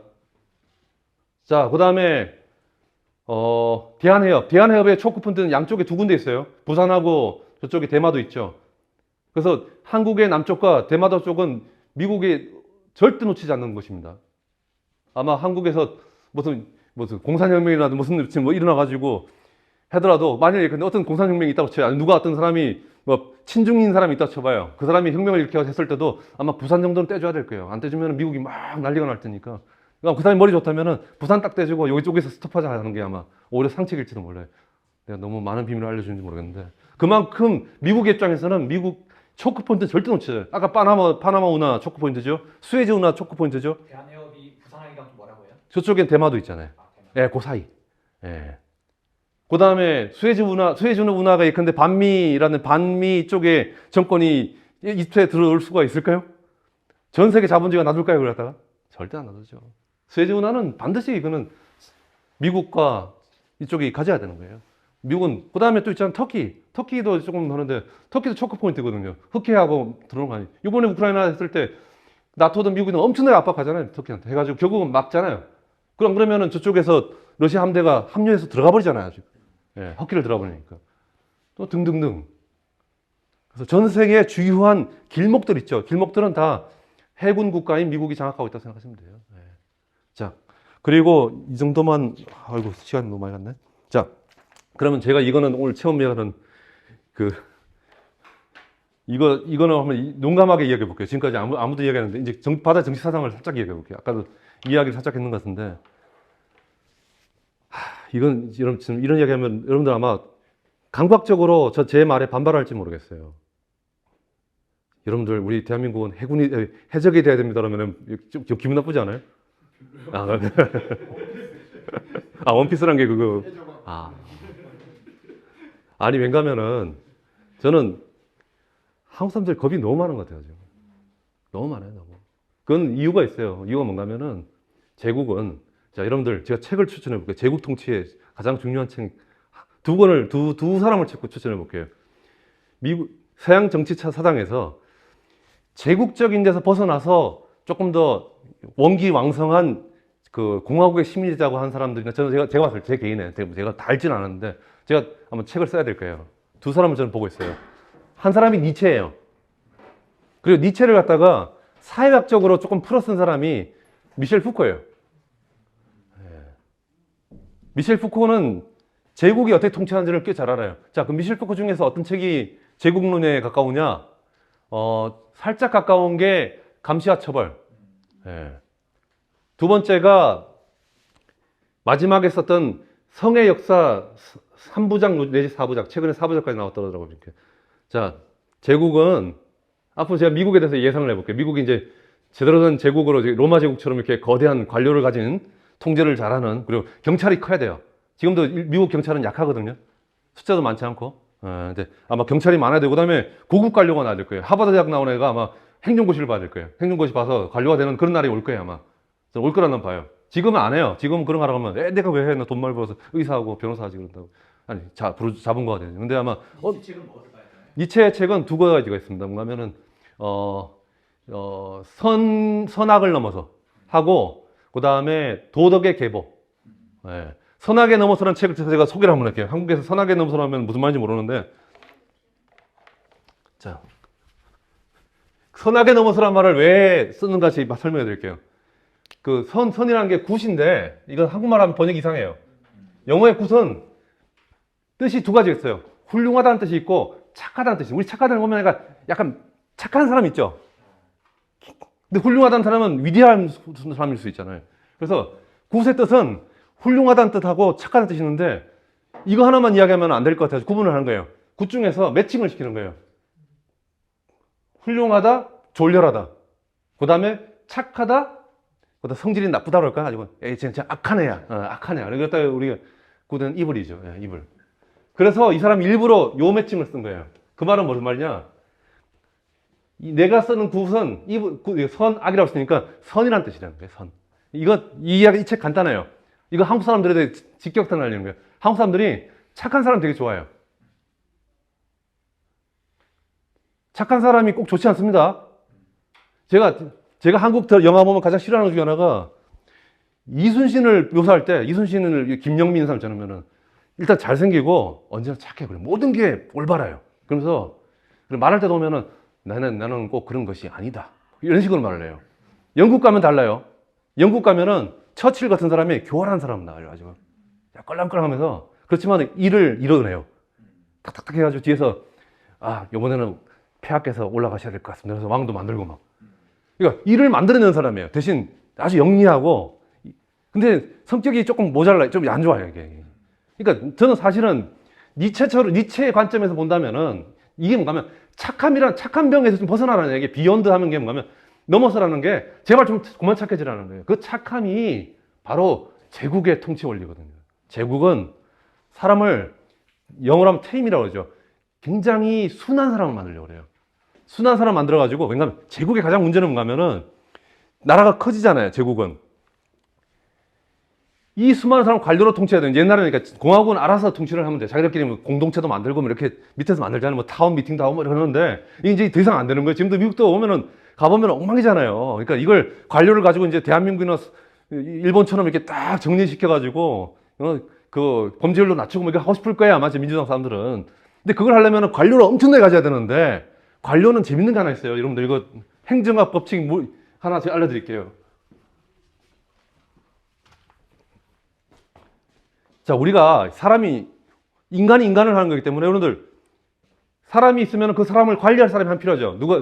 경찰관이 10명 생기면은 경찰관을 관리할 계장이 있어야 될 거 아니에요. 계장이 10명 있으면은 과장을 둬야 되죠. 이거 안 두면은 엉망돼요. 뭐 보고도 안 하고 집에 가서 놀다 오고 막 그런다고요. 그래서 어쩔 수 없이 모든 조직은 피라미드로 가요. 자, 피라미드는 2차원입니다. 밑변이 2배가 는다는 이야기는 이 조직 인원 숫자가 제곱이 돼가지고 4배가 늘게 돼 있어요. 미국이 예컨대 앞으로 한국식, 일본식 관료 체계를 받아들이기 위해서 경찰관과 관료 조직, 행정부실을 만들고 해가지고 앞으로 인원을 4배를 늘린다고 그러죠. 그러면은 예산은 4, 4, 16, 16배 늘어요. 이러면은 제국은 예산으로 그냥 무너지게 돼 있어요. 그래서 제국은 뭘 해야 되는가 하면은 관료가 하기도 전에 이미 민간이 개인이 개인을 자기가 자기를 스스로 통치하도록 만들어야 돼요. 수양하는 인간을 만들어야 돼요. 맨날 앉아가지고 이렇게 도딱하면서 나는 뭐가 잘못되어 있는 것 같아. 나는 아직까지 약해.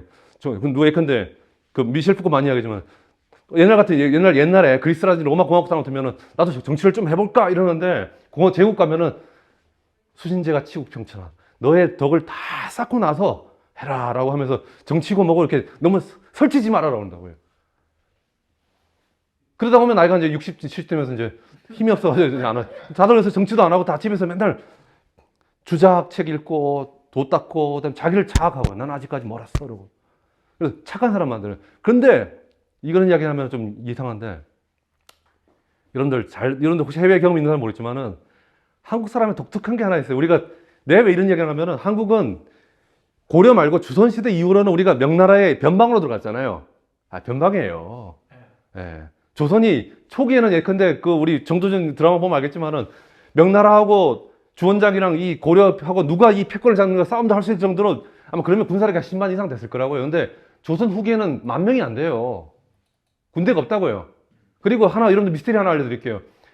병인양조, 신민양조니 이런 거 다 보면은 우리도 페리 제독이 와가지고 우리 문을 좀 열어주면 좋았을 텐데 타이밍이 안 좋았나? 애들 바빴나? 왜 우리는 안 열어주고 일본만 개방 먼저 시켜가지고 일본 잘 만들게 했나서 좀 원망스러울 때였어요. 양조고 미국 그 함대고 프랑스 함대고 좀 세게 좀 우리 좀 열어주지 하는데 달라요. 한국은 주권을 갖다가 열려면은 수도를 깨야 될 거 아니에요. 수도 가서 수도에 주권자를 갖다가 통치자를 붙잡고 그 사람들한테 국경을 열어라 해야 되는데 조선은 주권이 없었다고요. 그러면은 그 사람들이 조금 와가지고 부딪혀보고 사람들 이야기하다 보면은 분명히 이야기했을 거라고요. 저희는 그런 통상을 하고 국경을 열 만한 우리 권한이 없습니다. 그 권한은 중국식 옛날식으로 말하면 경사, 캐피탈 시티, 베이징가라고 그랬을 거라고요. 베이징을 무너뜨려야지 척일 전쟁을 해야만이 한반도를 열 수 있는 거예요. 일본은 에도만 때리면 열리지만 우리는 베이징을 때려야지 열리는 거예요. 여튼 내가 볼 때는 한반도는 뭐 슬픈 얘기지만 여튼간에 제국의 변방이에요. 근데 제국의 변방은 아까 말한 대로 군대와 경찰력으로 통치하기 어렵기 때문에 가장 중요한 게 이데올로기적으로 스스로가 스스로를 통치하도록 만들어야 돼요. 맨날 자기를 자학하고 그게 뭔지 하면은 그거는 니체도 이야기했고 미셸 푸코도 이야기했지만 사람이 기력이 약해지고 자기가 자기를 갖다가 계속 채찍질하는 걸 만드는 첫 번째가 뭔지 아세요? 금욕을 하면 돼요. 금욕을. 쉽게 말하면은 성생활은 나쁜 거니까 하지 마세요. 그래서 제국이 되면은 기독교 들어오잖아요. 하면서 절대 여러분들 나쁜 거예요. 절대 그런 거 하면 안 돼요. 여러분들 계속 금욕하고 나중에 아이 낳을 때쯤 되면은 한 번 하고 이런 거지. 그래서 그걸 하죠. 니체가 이런 말을 해요. 사실은 여러분 한국 사람들은 그걸 몰라요. 금욕을 해도 다 잘 살아요. 어렸을 때부터 워낙 우리는 익숙해가지고. 근데 아마 저기 북유럽 애들, 노르웨이 이런 애들 아마 금육시켜 놓으면 아마 미칠 거야, 애들. 그래서 그런 사람들은 사실 여러분들도 마음속으로는 굉장히 고통이 있어요. 그러니까 자연스러운 걸 갖다가 맞기 때문에 그런 경우는 니체가 이런 말을 해요. 너무 아플 때, 그걸 답답할 때는 사람들은 이런 사람 알아요. 옛날에 보면은 금육 하는 사람 보면은 저기 가톨릭에 보면 자기 이렇게 쌀이나물 같은 걸 등 때리면서 이렇게 자기라도 해야지 마음이 시원해져요. 나오죠. 그게 바로 대한민국이 우리 조선 사람들이 명나라 청나라 치하에서 500년 동안 했던 거예요. 계속 우리만 자학하고 힘도 없고 그리고 맨날 고려는 나쁜 놈들이라고. 고려는 보니까 우리는 평화로운데 고려는 보니까 맨날 역사 보면은 금나라 침공받고 요나라 침공받고 막 엉망이더라. 우리는 500년 동안 그것도 괜찮지 않았냐 이렇게 말하는데 난 거꾸로 생각해요. 제가 경북 상주 출신이에요. 상주가 침공받았다는 이야기는 들어본 적이 없어요. 지방자치단체는 침공하는 거 아니에요. 스스로 침공하는 거지. 뭐하러 침공을 해요? 그거 아무것도 없는데. 고려는 개경이 수도였다고요. 거기가 무력을 가지고 있고 무력을 컨트롤할 수 있는 수도기 때문에 때리죠. 한반도는 번국이라고요. 번국. 제국의 거대한 명청 제국의 외부에 있는 우리는 왕이잖아요. 전하잖아요. 전하. 여러분 킹이라는 것도 폐하로 불리는 킹이 있고요. 전하로 불리는 킹이 있어요. 우리는 전하로 불리는 킹이에요. 영국 왕은 폐하예요. 그건 독립적인 서버린이기 때문에. 예, 주권자이기 때문에. 그래서 한국 같은 경우는 우리는 뭘 해야 되는가 하면은 우리는 민주공화국을 만들어야 될 거 아니에요. 리퍼블릭을 만들어야 될 거 아니에요. 우리가 해야 될 거는 바로 제국적인 몸에 습성 들었다가 때려 붙이는 작업을 해야 돼요. 가급적 다 바이탈리티, 몸의 활기를 찾아내야 되고, 내가 설 때는 그냥 바이킹 배우면 돼, 바이킹. 우리가 바이킹이 되면 되는 거예요. 그 바이킹이 돼가지고 우리가 노르웨이를 만들고, 스웨덴을 만들고, 덴마크를 만들고, 영국을 다시 하면 되는 거예요. 반대로, 이건 미국 사람들 만나면 아마 미국의 공화당 사람들 나 죽이려고 할지 모르겠지만, 반대로, 미국은 이제 미국이 처음 시작할 때 300만이니까 그게 가능한데, 지금 3억이 넘었다고요. 더 이상 미국이 옛날 프론티어 해적 이런 거 하면서 사람들이 막 너무 거칠기만 하고 전혀 통제가 안 되는데 되겠나? 나는 안 된다고 봐요. 미국은 이제는 제국의 길로 조금 더 가야 되지 않겠냐. 그래서 관료제를 조금 더 키워야 되지 않겠냐. 근데 관료만 키우면은 분명히 공화당 사람들이 야씨 세금 국가 빅가버먼트 뭐 큰 정부 그러는데 큰 정부 아니고도 만드는 방법이 있어요. 그건 하나가 종교의 도움을 받아야 돼요. 제국 통치에서 가장 중요한 힘은 종교랑 함께 하는 거예요. 그래서 종교에 묶어가지고 사람들을 금욕시켜가면서 아주 착하고, 아까 말한 착한 사람, 착하면서 제국은 가장 무서운 게 위협이 내부에서 오잖아요. 내부 시민들 가장 무서운 거. 작은 리퍼블릭은 가장 무서운 게 외적이에요. 그러니까 사람들이 씩씩하고 용감해야 돼요. 근데 제국은 안에 워낙 이상한 놈들이 많으니까 여기를 착하게 만들어야 돼요. 그래서 내가 아마 미국에 가서 정치상을 하게 되고 하면 내가 얘기할 것 같아요. 제국을 만들려고 얘기할 것 같아요.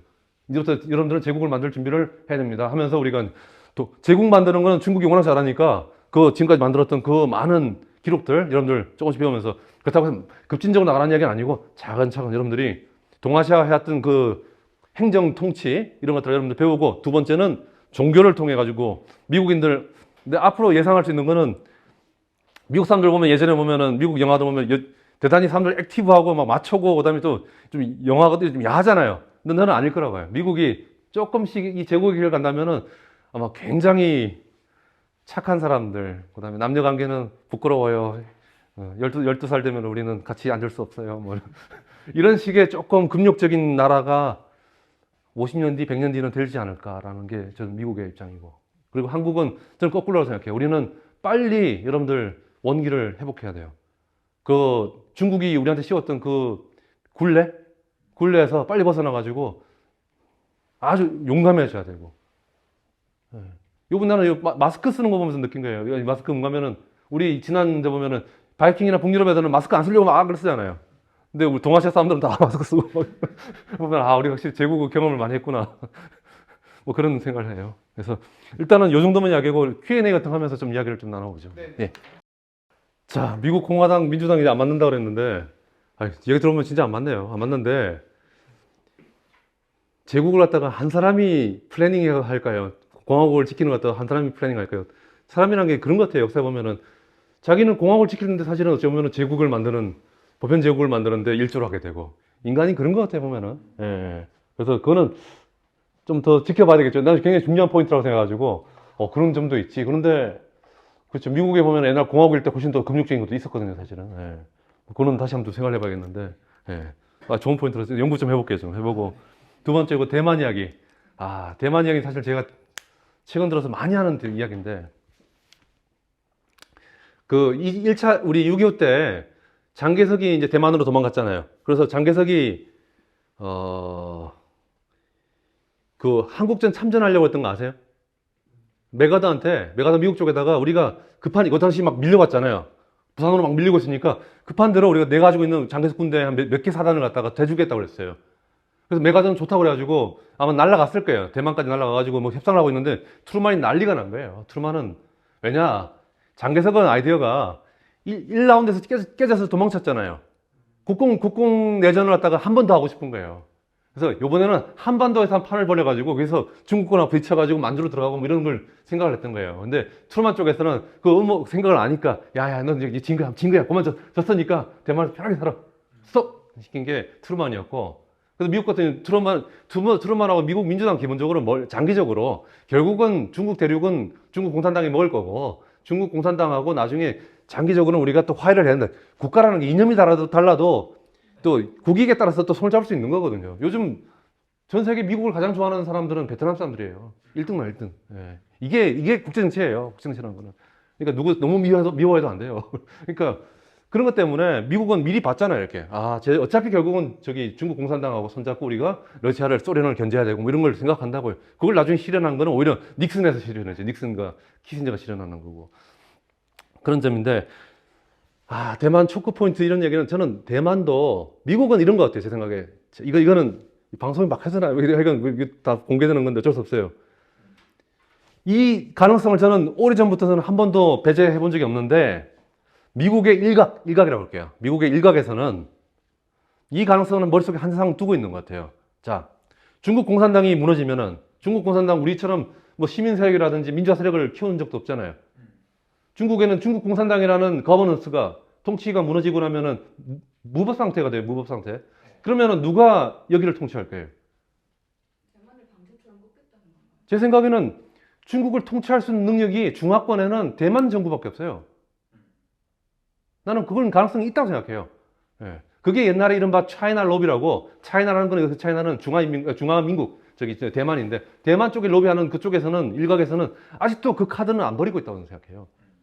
자, 그렇다면은 중국이 하고 미국하고 압박하고 막 싸우고 하는데 그 막 서로 이제 경쟁을 하잖아요. 하는데 그 와중에서 중국 공산당이 무너졌을 때 그렇다면은 사실은 이 해안가에 있는 수많은 아직까지 많은 이제 자본가들이 생겼잖아요. 이 자본가들 같은 경우는 대만 정부에 대해서 그렇게까지는 뭐 반대하고 그러지 않을 것 같거든요.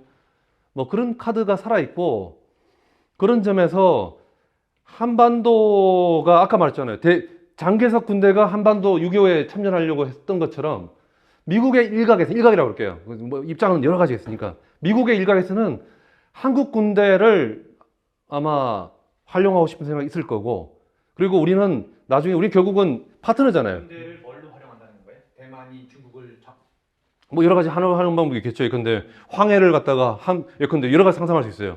한국이 하푼 미사일 말고 우리는 해령 미사일인가 뭐 있잖아요. 우리가 하푼 알아요? 하푼 이렇게 대한 미사일 한 300km 날아가는 건데 그런 거 다 우리 국산화 시켰는데 그거 서해안에 쭉 깔아 놓는 거예요. 그리고 갖다가 사정거리 갖다가 500, 700, 800 해가지고 하면 벌써 산동반도거든요. 사정거리 늘리고 속도 지금은 시속 한 몇백 킬로밖에 안 되지만 막 초고속으로 마하 2 정도 해가지고 몇 개만 쭉 깔아놓으면은 중국 함대 묶여버려요. 항해 쪽은. 뭐 그런 것들 또 할 수 있고 또 할 수 있는 거 하나가 이거는 방송에서 막 하기는 뭐 하지만은 그래도 이야기는 할게요. 많은 이런 시뮬레이션을 하고 있어야 돼요. 여러분들이 많은 시뮬레이션을 하고 있어야 돼요. 그래요. 그래야지 우리가 그에 대해서 대책을 세워야 되니까. 뭐 할 수 있냐면은 예컨대 중국이 완전히 무정부 상태에 빠졌어요. 중국 군대가 무너졌어요. 그러면은 예컨대 산동반도 같은데 군대가 내리고 싶은 생각, 랜딩, 상륙을 시키고 싶은데 그걸 상륙시킬 수 있는 군대가 어디 있겠어요? 대한민국에는 해병대 2개 사단이 있고 아까 말했잖아요. 50만의 육군이 있고 300만의 예비군이 있어요. 전쟁은 예비군을 하는 겁니다. 전쟁은 현역으로 하는 거 아니에요. 현역은 시간을 버는 사람이고 결국은 300만을 동원해가지고 전쟁을 끊는다고요. 자, 그렇다면은 이 강력한 육군을 가지고 있는 한반도가 역할을 안 한다? 저는 안 하지 않을 거라고 생각해요. 뭐 그리고 여러분들은 어느 순간 되면 그 역할도 할 수도 있다는 생각을 해야 될 것 같고 어느 순간에는. 근데 그건 잘 따져봐야죠. 국제법도 따져봐야 되고 모든 걸 다 따져봐야 되지만 여하튼 가능성 얘기하는 거예요. 많은 시뮬레이션을 머릿속에서 해야 되니까. 그러니까 그런 점에서 대만 문제, 대만 양안 문제랑 한반도 문제는 연결될 가능성이 많다. 그러나 하나 확실한 건 뭔가면 지금 이게 제 개인이에요. 이거 개인적인 건데. 저는 대만하고 중국이 이거는 우리 국가의 원칙을 이야기 저는 할게요. 저도 이것도 외교관 출신이기 때문에 저는 그게 옳다고 생각하는데 저는 두 나라가 결국은 하나의 중국이라는 것은 저는 찬성해요. 나중에는 근데 그걸 무력으로 급하게 통일시킬 이유는 하나도 없다. 그것만 하면 돼요. 이 나라 두 나라가 예컨대 나중에 체제가 가까워져가지고 200년 뒤에 평화롭게 통일될 수 있는 거잖아요. 그러니까 무력으로 급하게 통일은 서로 하지 마라. 대신만 두 나라를 갖다가 완전한 독립국가를 만드는 그런 음모를 꾸미는 데는 대한민국은 참여하지 않겠다는 게 대한민국의 입장이고 저 역시도 거기에 입장이 찬성해요. 그런 점에서 중국이 예컨대 이 원칙을 어기고 함부로 무력으로 통일한다고 그런다면 그건 도와줘야 되는 거예요. 일단은 국제법 원칙이 있어요. 무력으로 함부로 뭐 하는 거 하지 않으라고 했어요. 하면 안 돼요. 이번에도 뭐 러시아 어디서 보니까 러시아가 침공했는데 누가 그거는 나토가 동진을 하는 바람에 하는 복잡한 얘기를 하는데 그런 말 필요 없어요. 먼저 공격하는 거는 일단 국제법 위반이에요. 그거는 사람들 머릿속에 기본적으로 나쁜 사람처럼 보인다고요. 예. 그건 우리는 당연히 규탄을 해야 돼요. 예. 자, 그 다음에 세 번째 육군, 공군 얘기하는데 저는 아까 말한 대로 바다 통상망을 장악하지 않는 한 일단 부자가 못 돼요. 일단 돈을 벌어야 될 거 아니에요. 돈을 벌어 부유해야지 이긴다고요. 저는 예전에 대학교 1학년 때 87학번인데 옛날에 소련 좋아했던 PD그룹이라든지 이런 친구들하고 논쟁했던 중에 하나가 뭔가면은 소련이 아름답고 좋은 나라라는 거예요. 그래서 이야기 들어보니까 이것도 좋은 나라 같기도 하다 하는데 저는 딱 물어봐. 저는 국정치도 공부하고 저는 정치학과 출신이지만 국정치를 오늘 줘가지고 근데 하나만 묻겠다는데 자 경제성장 해가지고 서바이벌 가능하냐고. 그래서 제가 그랬어요. 넌 정치학도잖아. 정치학도가 행복하다? 행복한 나라를 만들겠다? 그 다음에 아름다운 나라를 만들겠다는 말을 하냐? 네가 정치학도야? 네가 정치학도, 진정하게 정치학도로 한다면은 이 나라가 살아남을 수 있는 나라인지부터 먼저 얘기하라고. 아무리 뷰티풀해도 예전에 또 어떤 선배가 그러니까 그 유명한 남미에 보면 인디오들 사는 행복한 나라를 갖다가 있잖아요. 영화 하나 있잖아요. 폭포 타고 올라가가지고 미션 이게 그 미션 아니에요? 이게 미션. 미션. 그래서 미션에서 보면 어떤 운동권 선배, 저희 사실은 오천 당숙인데, 운동권인데, 그 당숙이었어요, 우리 아재가. 그 행복한 사람들한테 왜 이 자본주의들을 깼냐는 거예요. 그래서 내가, 아재, 저 사람들은 얘들한테 안 깨지면 나중에 언제 깨지게 돼 있다고. 그렇죠. 예. 아니, 행복한지는 모르겠지만, 서바이벌이 안 되는 사람들인데, 어떻게 착한 이야기만 자꾸 하고 있냐고. 일단 중요한 거는 어떤 정치 체제도 살아남는 게 먼저예요. 살아남아야지 거기서 행복도 하고 복지도 하고 할 거지. 못 살아남으면 끝인 거예요. 그러니까 자꾸 행복 얘기하지 말라고 그랬어요. 행복보다가 더 중요한 건 살아남는지를 먼저 이야기하고 살아남는다면 그 안에서 최대하게 행복하자. 이렇게 말을 해야 되지. 그게 사회과학자고 그런 거지. 예쁜 이야기만 자꾸 하고 있으면 그런 점에서 봤을 때는 해군. 그리고 공군이라는 거는 그거는 죄송해요. 공군 사람들 이러면 공군을 너무 적으로 만드나? 죄송합니다. 공군은 아니, 최소한 대한민국 공군은 우리는 전술공군이라 가지고 육군에 꽤 가까워요. 육군에 가고 하는 그런 공군이고 전략공군이 돼야 되는지 이른바 두해가 말하는 준류 두해가 말하는 전략공군이 되면은 공군력 하나 가지고 전쟁을 종결시킬 수 있어야 되는데 그것의 마지막 궁극적인 거는 핵폭탄이에요, 사실은. 핵폭탄을 가져야지 공군이 완성되는 거예요. 그거는 될 수 있는 건 전략공군. 이른바 전략공군이라는 건 핵을 가진 공군이에요. 우리는 전략이라는 말을 함부로 썼는데 서양에서 미국에서는 전략이란 말은 핵이란 말이에요. 전술이란 말은 핵을 안 쓴다는 얘기고. 이런데 하나 더 할게. 제국하고 제국주의는 달라요. 제가 쓰는 제국은 나쁜 말 아니에요. 그냥 제국주의는 무력으로 넓혀가는 게 제국주의고 제국은 뭔가면 사람들이 살러 오는 거예요. 이렇게. 그래서 나라가 커지는 거예요. 로마는 침공한 적이 별로 없어요. 로마는 침공을 당하면 반드시 물리치고 나면 그 나라를 박살을 내요. 카르타고 같은 게 가지고 소금 뿌리고 막 그런다고요. 그래서 국가를 없앤 다음에 거기 있는 주민들을 갖다가 로마 시민으로 시민권을 줘서 잡아 당겨요. 그래서 로마가 커진다고요. 로마는 먼저 공격한 적이 거의 없습니다. 예. 그다음에 그럼 한국은 어떻게 되느냐? 제가 쓸 때는 한국은 그냥 제가 공식화시켜서 머릿속에 가지고 있는데 한국은 두 가지로 가면 될 것 같아요. 첫 번째, 먼저 제국의 굴레에서 벗어나서 건강한 공화국을 먼저 만들자. 민주공화국을 갖다가 정확히 만들자. 그래서 공화국을 만들어주고 하고 나면은 두 번째는 우리 스스로 제국이 되자. 제국주의 아닙니다. 제국입니다. 제가 로마서 놓은 거 제가 인용 더 할게요. 마키아벨리가 두 가지를 얘기했어요. 공화국은 역사적으로 훌륭한 공화국은 두 가지 모델이 있었다고 그랬어요. 로마 공화국 모델하고 스파르타 공화국이 있는데 스파르타라든지 아니면 베네치아는 좋은 나라거든요. 베네치아는 몽테스큐가 법의 정신을 쓰기 전까지 서양에서는 베스트 레짐, 좋은 나라로 하면 다 베네치아 얘기한대. 몽테스큐가 최초로 영국이 좋다고 그랬어요. 예. 그 전까지는 아무도 영국을 얘기한 적이 없어요. 여튼 간에 베네치아가 그만큼 좋은 나라인데 베네치아와 스파르타는 섬나라에 가까워요. 스파르타는 여러분들 고린도 전서란 말 들어봤죠? 그게 코린트인데 코린트 해협이 엄청 몇 킬로 되지도 않아요. 그러니까 사실상 거기만 차단하면 되거든요. 섬나라예요. 섬나라는 방어가 되게 쉬워요. 그래서 이렇게 말을 해요. 섬나라는 그 소수의 군대, 중장보병이라든지 귀족들이 단결을 딱 하고 외교나 이런 것들도 엘리트 그룹이 정확하게 외교 세워가지고 합리적으로 끌고 가는 나라가 바로 그러면은 100년이 가고 1000년이 갈 수 있다라고 말한 거고. 그런데 이런 말을 해요. 로마처럼 거대한 대륙에 붙어 있는 반도국가 같은 나라는 옵션이 딱 두 가지라고 했어요. 스스로 대국이 돼가 큰 나라가 돼가지고 맞서 싸우고 자기 하든지 아니면은 사라지든지. 로마라는 반도국가는 옵션이 커지거나 사라지거나 둘 중에 하나밖에 못 한다는 거예요. 그 말은 무슨 말이냐? 나중에 우리 통일됐을 때 대한민국의 옵션은 딱 하나예요. 대국이 돼야 돼요. 대국이 된다는 거는 아까 커진다는 뜻 아니에요. 한반도에 5억 집어넣을 수 있어요. 싱가포르 엄청나게 작은 도시인데 그 인구 한 500만 명 될 거거든요. 그리고 지금 여기 서울에 살아서 그렇지 지방 가봐요. 텅 비어 있어요. 그리고 거기다가 대한민국 전체 한반도 전체를 갖다가 말하지 상상을 해봐요. 전체를 갖다 수도권으로 만들면 돼요. 그러면은 누가 이야기하죠? 그러면 식량 안보가 어쩌고 막 그러잖아요. 아이고, 저 식량 안보는 제가 그냥 깨져버릴게요. 대한민국은 어차피 석유가 안 들어오면은 몇 달도 못 버티죠. 쌀은 2년치, 3년치를 쌓아둘 수가 있어요. 그런데 석유는 많이 못 쌓아두거든요. 해봤자 3개월, 4개월 거라고요. 석유가 들어오는 통신망, 교통망을 열지 않는 한, 해군을 가지고 아니면 동맹을 통해서 뭐든 간에 열지 않는 한, 대한민국은 어차피 죽어요. 그리고 그러면은 어차피 이 석유가 들어오는 통신망을, 그 교통망을 열어야 될 거 아니에요. 그 보건망을. 그거 열어놓으면은, 거기로 쌀 들어오는 건 아무것도 아니고, 쌀은 아까 말했잖아요. 2년치고 3년치고 쌓아두면요. 냄새는 좀 나도 통일벼 먹을 만해요.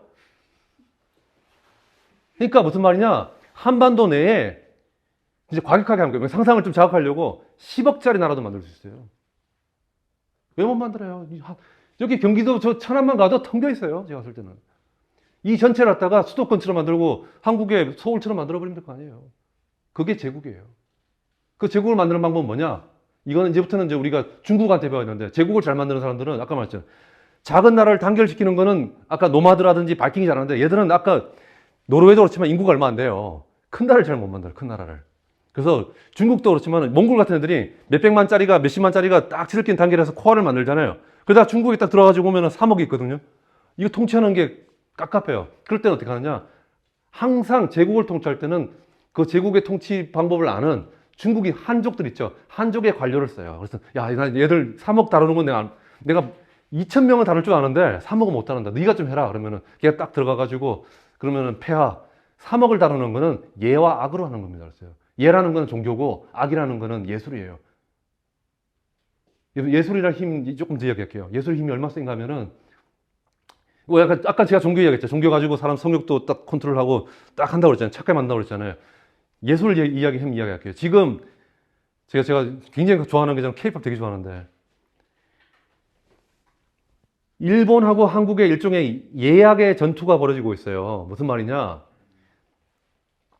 일본은 기본적으로 우리보다가 조금 문제가 하나, 일본의 가장 심각한 문제 중에 하나가 일본은 남녀 간의 격차가 심하잖아요. 일본은 아직도 남편을 갖다가 고슈진, 주인님이라 불러요. 여자들이 많이 떨어져, 이렇게 그 신분이 낮아요. 쉽게 말하면은, 일본은. 그래서 일본 여성들이, 그리고 남자들 같은 경우는 이제 회사에 완전 올인해가지고 회사만 하고, 집이 그렇게 행복한 곳이 아니에요. 일본 집이라는 건 여러분 가시면, 일본 집은 집도 되게 지저분해요. 예. 좀 행복하지가 않아요. 집도 지저분하고 밖에 나올 때 깔끔하게 하고 나오고 안에 들어가면 엉망해요. 예, 우리는 집이 안이 좋아요. 밖에 나올 땐 대충 나오더라도 좀 밤된데 일단 우리는 행복한 가정을 할 줄 아는 요령이 있어요. 행복한 가정을 만드는 요령을 가르쳐 준 게 공자맹자예요. 공자맹자가 친이라잖아요. 부자 유친하잖아요. 그 친이라는 게 뭐 우리는 노친네 할 때 그 친자가 아니고 진짜 친하다는 거예요. 여러분들 우리보다 더 유교에 가까운 중국 사람들 가면은 아버지랑 자식이 대단히 친합니다. 그리고 얼마나 친한가 하면은 공자과 맹자가 제가 분명히 읽은 문장이 하나 있어요. 뭔가 하면은 너는 너희 아들하고 친해져야 되기 때문에 야단치지 말라고 그랬어요. 안 그럴 것 같죠? 우리가 알고 있는 가짜 유학은 아버지가 되게 무서운데 진짜 유학은 아버지가 따뜻해요. 그래서 야단치고 싶을 때는 애가 그러면 버릇이 나빠지잖아요. 너 친한 친구하고 크로스로 하라고 그랬어요.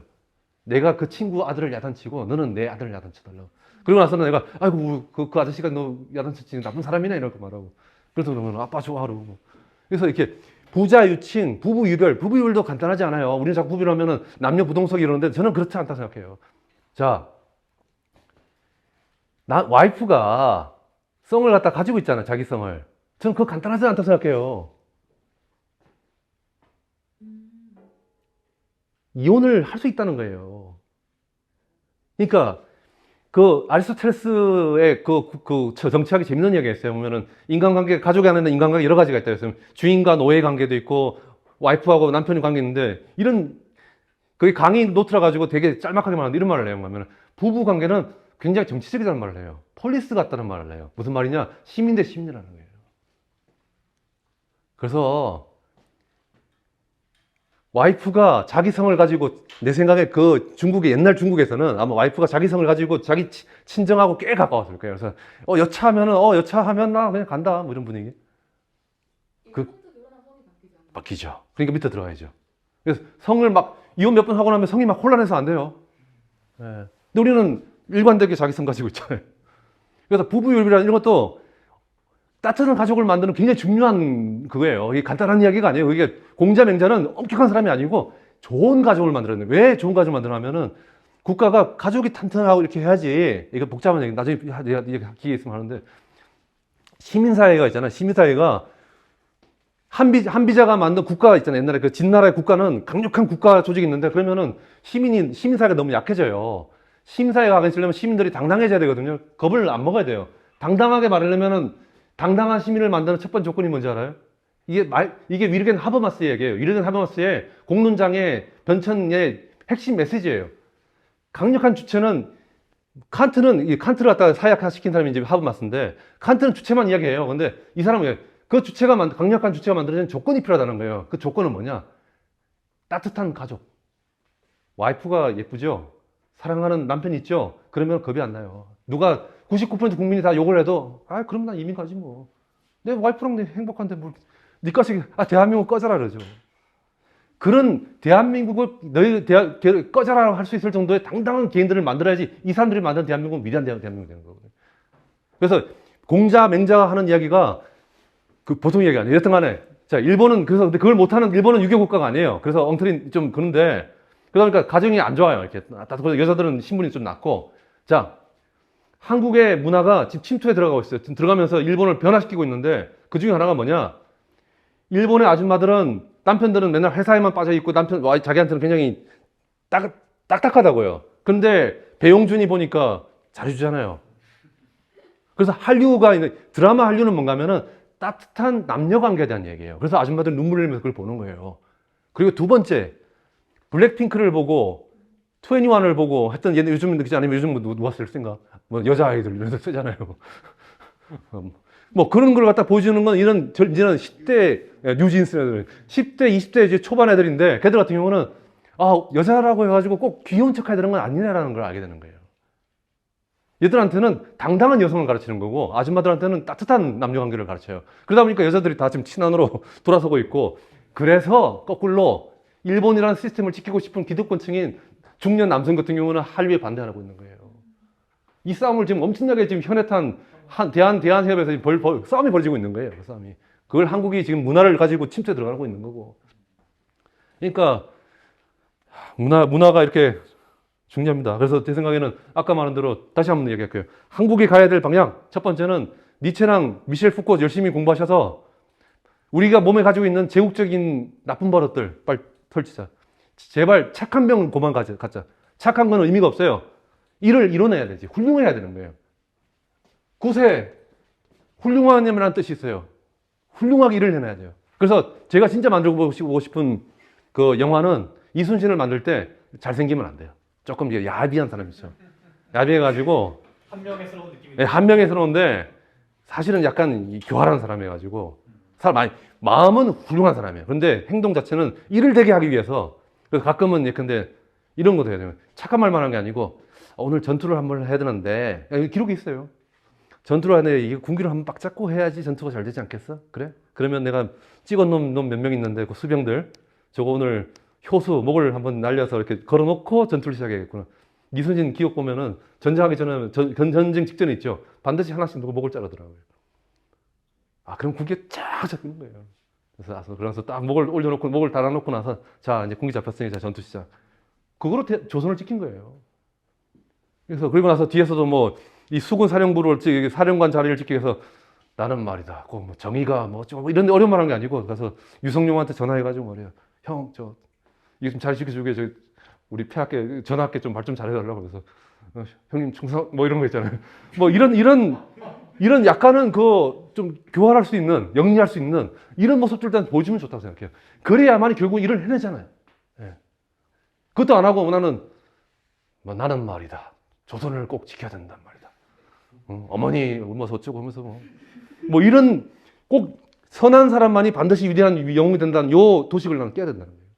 선하지 않더라도 교활하더라도 반드시 일을 되게 하는 사람. 그 사람이 훨씬 더 훌륭한 사람이고 생긴 건 못생기고 한명회스럽게 생긴 사람인지 모르지만 결국은 일을 되게 해가지고 조선을 지켰다면 이 사람이 훌륭하다는 거예요. 그게 바로 니체 이야기고 미셸 푸크 이야기예요. 뭐 그런 이야기를 해서 하고 그 다음 단계는 아까 만들어 우리가 옛날 배웠던 주장 말고 정통 유학, 그 공자 맹자를 잘 이해하면서 어떻게 거대한 제국을 사람들 마음을 끌고 예와 악으로서 동아시아의 많은 사람들을 한반도에 오게 만들어서 10억짜리 제국을 갖다 한반도에 만들 것이냐. 뭐 그런 걸 꿈꾼다면은 제 생각에는 전 두 단계라고 생각해요. 그래서. 근데 지금 단계는 제 생각에는 여러분들은 니체랑 푸크를 열심히 읽어야 된다. 그리고 문제는 뭐냐? 한국 사람들은 니체를 이해하기가 너무 어렵다. 왜냐? 몸속에 너무나도 제국의 변방의 그 습관이 남아가지고 이해하면 이해가 안 될 거예요. 두 번째는 이해가 안 되기 때문에 번역이 제대로 된 게 없어요. 한국에 번역 제대로 된 니체는 제가 보기에는 없다고 좀 봐요. 왜냐면은 그 번역을 할 수 있는 사람이 많지 않기 때문에. 장보고도 예전에 이렇게 드라마 같은 데 보면 장보면 이렇게 뭐 이렇게 최수종 선생은 내가 뭐 연기 잘하고 다 좋은데 최수종 선생은 내가 살 때는 너무 착해요. 그러면 안 돼요. 그러니까 장보고 정도 되면 내가 살 때는 거의 한 조폭 비슷한 건데, 절반은 조폭스럽고 그러면서 단단해야 돼요. 조폭도 악어 때들에는 막 이렇게 하지만 나이가 들어가지고 근데 한 재벌급 되는 조폭 되면은 지혜로워야 돼요. 조폭도 예컨대 이게 그 밑에 부하들 있잖아요. 부하들 사이에서 공정하지 않으면 조폭은 무너져요. 그래서 조폭으로 커지려면은 사실은 인품이 좋아야 돼요. 인품이 좋다는 거는 지혜로워야 돼요. 이렇게. 그래서 가끔은 뭐 돈이 생기면은 형님이 고생하시니까 다 가지십시오 그러면은 아니다. 내가 뭐 한 게 있니? 너희들이 다 고생했지. 그러면서 자기는 10분의 1만 딱 챙기고 너희들 다 나눠주고 말이에요. 그래서 막 애들 눈물 흘리고. 그렇게 해야 돼요. 그래야지 이게 조직이 모여가지고 나는 저 형님을 위해서 목숨을 바치리라 그러는 거죠. 그러면서 속으로는 이제 그냥 먹히고 있군. 그러면서 이렇게 해야지 이게 되는 거지. 그러니까 장보고 같은 사람도 내 생각에는 약간 절반 정도는 약간 조폭스러운 게 조금 있어야 될 거예요. 그러니까 뭐 장보고도 분명히 해적질을 했을 거거든요. 안 했을 리가 없어요. 영국에서도 다 유명한 사람들 해적질도 하다가 그다음에 그거 가지고 또 모아가지고 투자해가지고 돈도 벌고 막 그랬던 거니까. 그러니까 절반이 상인했고 절반이 해적했을 거라고 생각해요. 그래가지고 아마 저쪽에 거대한 어떤 그 집단을 만들고 사실상의 독립적인 그 주권 공동체를 만들었겠죠. 조직이 한 10,000명 정도 되는 그런. 그러니까 장보고 이야기를 잘하면 좋은데 이게 참 어려운 게 한국 사람들이 아직까지도 이렇게 묘사를 하면 사람들은 막 야 신비 아까 이야기했잖아요.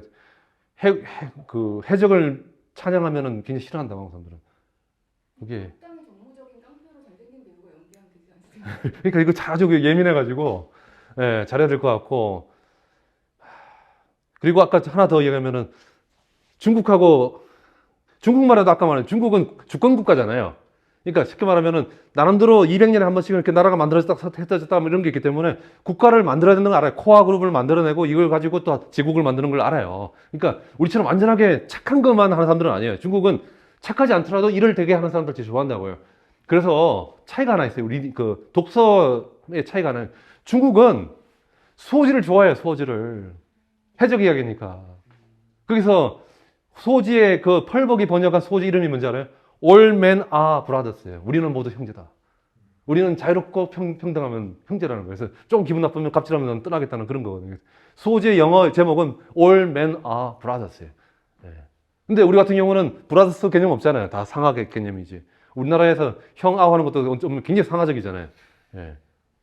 그러니까 제 생각에는 한국이 아마 지금 모르겠어요. 지금 우리는 한국은 모든 사람들은 지금 삼국지만 보고 있는데 국가 중심의 사고. 어느 순간 아마 우리가 조금 더 그 제국적인 변방적인 것들을 갖다 이렇게 떨치고 나면 니체하고 푸코를 잘 읽고 나서 떨치고 나면 아마 어느 순간 소호지가 재밌어질 때가 올지도 모르겠어요. 그러니까 아마 소호지가 재밌어지면 한국은 정신적으로 독립한 나라가 될 거예요. 예. 일단은 우크라이나 뭐든 상대적인 거예요. 뭐든지 상대적인 게 러시아는 전통적으로 해군이 약한 나라죠. 아주. 옛날에 러시아 해군 뭐 무섭다고 그러는데 러시아 해군은 다 수비적인 거예요. 미국이 해군이 워낙 세기 때문에. 예. 미국은 해군이 정말 세요. 세고 러시아는 그 미국의 강력한 해군을 어떻게 막을 건지 굉장히 수세적으로 했던 해군인데 그럼에도 불구하고 이게 상대적이라는 게 그 약한 해군도 우크라이나에 비하면 센 거죠. 우크라이나는 진짜 안고 다니니까. 예. 그런데 제가 지금도 갑자기 떠오르는 건 뭐냐면은 역시 터키의 역할이 꽤 크지 않았나. 왜냐하면 저기 발티케라든지 지중해 함대들이 호케로 들어가고 싶어도 터키가 막아서 터키가 안 도와줄 거거든요. 예. 옛날 보니까 막던데 보니까. 그런 점에서 해군은 이번에는 해군 전투는 거의 없지 않았나 이렇게 생각됩니다. 역시 육군하고 해군 공군 중심. 예. 이렇게 보이고요. 근데 이거는 이제 요 독특한 그 나토한테 찍힐까봐 그러는 건가요? 나토랑 미국한테 찍힐까봐 막은 건가요? 터키는 압박을 워낙 했기 때문에 예, 미국 쪽에서 압박을 많이 하더라고요. 예, 특히 고기 예. 그걸 막고 그러니까 뭐 이거 막을 테니까 너희들끼리 알아서 한번 싸워보라 이렇게 된 것 같아요. 터키는 은근히 또 이렇게 또 중립적인 게 터키는 세요. 터키는 그 오스만 투르크 제국을 가졌던 애들이라 가지고 간단하잖아요. 오스만 투르크가 얼마나 센가 하면은 오스만 투르크는 자기들이 로마 제국을 계승한다고 그랬거든요. 이스탄불 먹었잖아요. 여러분들 로마가 로마 아니에요. 우리가 알고 있는 로마는 옛날 로마고 진짜 로마는 이스탄불이에요. 이스탄불. 비잔티움이 로마의 수도예요.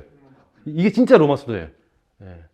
그리고 이거는 올드 이렇게 경주 같은 데고 로마는. 예. 그래서 서울은 로마 제국의 서울은 이스탄불. 예. 그 정도로 중요한 데예요. 두 번째 원자력 발전 이거는 뭐 저는 오랫동안 해서 이거 몇 시간도 얘기할 수 있는데 뭐 여기서 제 공식적인 제 개인 입장을 좀 밝히게 해요. 저는 둘 다 아직은 아니라고 봐요. 둘 다. 예, 둘 다 아니라고. 그리고 첫 번째 이렇게 원자력이라고 쉽게 말하는데 핵 추진이에요. 우리가 보통 이제 핵 잠수함이라고 하면은 핵 무기를 쏘는 잠수함이 있고 예, 핵으로 지금 뭐 소형 원자로라는 거 알죠, 여러분들? 소형 원자로 별거 없어요. 소형 원자로가 핵 잠수함 들어가는 원자로가 한번 연료봉 집어넣으면은 한 10년 동안 꿈에 사실 예를 들면 자동차도 우리가 막 10만 원씩 기름 넣잖아요. 한 번만 연료봉 넣으면은 10년 동안 안 넣는다고 하면 얼마나 행복하겠어요. 예. 그래서 핵추진 잠수함이 얼마나 이게 좋은 건가 하면 이야기해 줄게요. 핵추진 잠수함. 핵추진 잠수함이 왜 필요한지. 자. SMR을 하는 기술이 상당 수준에 이르면 핵잠수함은 별거가 아니겠네요. 핵이라는 게 그러니까 핵미사일 잠수함만 있는 거예요. 핵을 쏘는 게 있고. 예, 핵미사일 잠수함이 있고 핵추진 잠수함이 있고. 예. 둘 다는 약간 별도의 기술이라 가지고. 예. 근데 이렇게 얘기하면 돼요. 핵추진 잠수함이 왜 필요한가 하면은 자. 옛날 소련하고 미국이 막 싸우잖아요. 그 당시에 여러분들 국정치 공부한 사람들 그 세컨드 스트라이크라는 단어 알아요? 2차 공격 능력, 보복 능력 이런 단어. 그거 그냥 외우면 안 돼요. 세컨드 스트라이크라는 말이 나오려면 그 무슨 말인가 하면은 뭐 미사일이라든지 아니면은 핵 폭격기 가지고 공격을 하잖아요. 그럼에도 불구하고 그 당시는 누가 기습하는 놈이 이기는 거예요. 그래서 그 당시는 첩보가 되게 중요해요. 지금 혹시 미사일에다가 엔진 가동하고 있다 안 한다 이런 걸 알아야 되기 때문에 그래서 그 당시는 007 이런 영화들이 유행했다.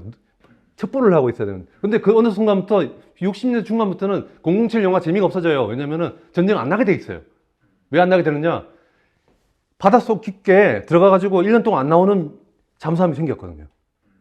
이 엄청나게 뚱뚱한 잠수함이 거기서 위로 미사일을 쏴가지고 때리는 핵미사일을 쏠 수 있는 핵미사일 잠수함을 소련이 가졌다고요. 미국도 가졌고. 그렇게 되면은 바다 속에 들어가요. 들어가서 가끔 한 번씩 올라가가지고 예컨대 그 무슨 메시지 이메일 오면은 이메일 체크하고 나서 쏙 들어가요, 다시. 이메일에서 예컨대 지금 모스크바가 핵 공격을 받고 있다. 이 메시지를 받으면 무조건 반격하라. 라고 한다면은. 그러면 이미 그 이메일을 받았다는 이야기는 이미 소련은 사라졌을 거예요. 그렇지만 얘는 원래 임무대로 미사일을 쏴가지고 미국을 사라지게 만들 거예요. 그건 미국도 마찬가지고. 그래서 바로 이 핵미사일 잠수함이라는 게 세상에 등장하고 난 이후로는 기습 공격을 할 수가 없어요. 기습 공격하면은 반드시 죽어요. 이게 바로 상호 확증 파괴라는 거예요. 그거에 대한 영화가 있었는데 네. 그 붉은 10월 맞아 붉은 네. 시월. 네. 반드시. 그러니까 이 기술 때문에 세상은 평화가 왔어요. 그리고 007 영화는 망하기 시작했어요. 자, 그런데 미국은 그랬더니까 1대1로 동등해졌잖아요. 미국하고 일본하고, 소련하고. 그러니까 미국 쪽에서 뭘 하고 싶은가 하면은 이놈을 빨리 이 핵 미사일 쏘는 잠수함, 뚱뚱이 잠수함이 있어요. 굉장히 뚱뚱해요. 이게 들어가면은 3개월 동안 안 나오는 놈이 있어요. 빙산 밑에 들어가 있다고 이렇게. 얘를 잡고 싶은 거예요. 얘를 잡으려면 어떻게 돼요? 미국의 LA에서 시작해서 블라디보스토크까지 배를 보내야 될 거 아니에요. 그걸 계속 따라다녀야 될 거 아니에요. 재래식 잠수함 가지고, 재래식 잠수함은 디젤로 가는 거거든요. 디젤 기름 넣어가지고 이렇게 돌아다닐 수가 없어요. 해봤자 근해밖에 안 되는 거예요. 멀리 못 가요. 그래서 할 수 없이, 그럼 연료봉 집어넣고 위험하긴 해요. 왜냐면은 방사능 날 수 있잖아요. 연료봉 집어넣고 들어가가지고 한 10년 동안 돌아다녀 보라는 거예요. 사냥을 하라는 거예요. 이 핵미사일 잠수함을 사냥하려고 핵 추진 잠수함을 보내는 거예요. 얘들은 속도도 빨라야 돼요. 속도가 가서 시속 한 4, 50km. 엄청 빠른 속도 달려요. 예. 자, 이게 핵잠수. 그리고 이거 모르겠어요. 누가 잡으면 기술적인 이야기 하면은 나는 내가 기술자 아니기 때문에 잘 모르겠는데, 제가 옛날에 배웠던 책 정도까지는, 뭐 20년 전 이야기지만, 이 핵추진 잠수함은 우리 재래식 잠수함보다는 시끄러워요. 재래식 잠수함은 디젤이라고 그러지만, 디젤로 전기를 만들죠? 하이브리드예요. 움직일 때는 모터로 움직입니다. 한국의 하이브리드 자동차 움직일 때 소리 안 나죠? 안 나는 것처럼 이거는 굉장히 조용한 잠수함이에요. 그래서 사실은 굉장히 방어력도 좋고 잘 숨고 이런 거는 재래식 잠수함이 잘해요. 재래식 잠수함 우리나라 209급이 옛날에 간 초기 있게 작은 게 209인데 독일 유보트 하데베라고 유보트 그게 계열이에요. 그래서 그러니까 기술이 좋죠. 이 209 잠수함이 하와이에서 훈련을 같이 하거든요. 보면은 림팩 같은 거 할 때 미국 항공모함 맞다가 몇 번 맞췄어요. 그 어뢰다가 앞에 폭탄 빼고 맞추고 하거든요. 그러면은. 근데 그 앞에 이제 고무 달아가지고 맞힌 적이 있다고요. 그 정도로 재래식 잠수함은 조용하게 은밀한 잠수함이에요. 그런데 이 은밀한 잠수함을 빼고 우리가 어디까지 갔는데, 우리가 미국까지 싸울 거 아니잖아요. 우리 호주가 싸울 것도 아닌데, 저기 멀리까지 꼭 필요한가? 돈도 많이 들 거고. 라는 데서 일단은 저는 퀘스천은 있어요. 물론, 한번 생각할 수 있어요. 뭔가 하면은, 저쪽에 말레카입에서 우리 친구들 국가들끼리 호주, 일본 다 합쳐가지고 작전을 피는데, 그게 보낸다면은, 그땐 필요는 하겠는데, 라고 하면서 한번 생각을 해봐야 돼요. 근데 가격도 문제거든요. 가격도 문제가 있고. 굳이 우리가 할 필요 없죠. 예. 잠수함, 그리고 항공모함 이야기. 항공모함은, 아까 말한 대로, 항공모함은 반드시 세트로 가야 돼요. 앞에는 공군의 미사일이라든지 공군기가 오는 걸 막아주는 E-23이 있어야 돼요. E-23이 방패거든요. 시내 방패인데, 시내 방패가 있어야 되고, 밑에는 속도 빠르다고 했잖아요. 이거는 배를 띄우기 위해서라도. 시속 50km 달리고 있는 이 배 밑에는 같은 속도로 달릴 수 있는 핵추진 잠수함이 있어야 돼요. 재래식 잠수함은 느리거든요. 핵추진 잠수함이 같이 따라가줘야 돼요. 그러니까 어쩌면은 항공모함을 만든다는 얘기는 반드시 핵추진 잠수함을 가져야 되는 거예요. 그거 안 가지고는 항공모함은 아까 말한 싸구려 북한의 위스키급, 로미오급, 위스키급, 로미오급은 별거 없어요. 그게 진짜 위스키급이 아니고 W를 위스키라고 불러요. 그냥 발음하기 좋게. 통신할 때 하려고. R급이니까. R급은 로미오급이라고 부르고 통신용이에요, 통신용. 그래서 그거 60년대 말한대로 50년대 말한대로 그거 싸구려인데, 그 싸구려 잠수함이 한 40대 달라들면은 항공모함 10조짜리가 무너져요. 난 해군사람 만나면 난 내 앞에서 보여주라고 그럴 거예요. 그 싸구려 잠수함 40개가 늑대떼라고 그러거든요. 울프팩이라고 하는데, 울프팩으로 달려들면은 너희들 막을 수 있냐고. 난 못 만든다 생각한다. 나도 입증해보라고. 나도 공부한 사람인데. 어떻게 소나는 에너지 많이 안 쓰나요? 저 탄소중립 활동과 좀 비슷해요. 소나는, 근데 일단 소나가 별로, 소나를 말씀하신 거죠? 자, 레이더 이야기할게요. 레이더는 공중에 우리 이렇게 손전등을 붙이는데 위에 보면은 은박지 지나가면 은박지 반짝반짝하죠? 이게 레이더 원리예요. 레이더 전파를 쐈는데 철판에 빛이 돌아오면은 반짝인다? 그러면서 거기다 미사일 쏘면 이제 맞추는 건데, 소나는 뭔가 하면은 귀로 듣는 거예요. 귀로 오면 어디 소리 나나 이걸 보는 건데, 소나를 때 굉장히 볼륨을 높여요. 높으면은 세상에 별소리 다 들려요. 돌고래 소리 들리고, 그 다음에 무슨 새우떼들 막 움직이는 소리가 나가지고 막, 그러니까 너무 예민해지면은 소리가 너무 시끄러워서 구분이 잘 안 되고, 약하게 하면은 아예 너무 멀어져서 안 보이고. 그래서 기본적으로 쏘나 가지고 잡을 수 있는 거는 근거리예요. 못 잡아요. 그러니까 해군에 있는 사람들은 소나로 잠수함 잡는 게 얼마나 어려운지 잘 알아요. 네, 너무 잘 알아요. 그런 점에서 그리고 항공기, 그리고 이것은 결국은 이제 군사 문제라기보다는 전략적인 문제인데, 항공기라는 건 이렇게 말하면 돼요. 항공기는 움직이는 활주로잖아요. 우리가 그 활주로를 가지고, 미국이라든지 거대한 나라들이야. 약간 활주로가, 동아시아 와서 작전을 피우고 싶은데 활주로가 없으니까 활주로를 하나, 활주로에다 밑에다가 모터 달아가지고 이제 배를 띄우면 되는 게 이제 활주로인데, 우리가 어디 가서 비행기를 띄우겠다고, 그래? 나는 그거에 대해서는 의심이, 그거는 전략적으로 결정해야 돼요. 해야 되고, 아까 만대로, 그거 하려면은 이것만 하면 안 되고, 세트를 만들어야 돼.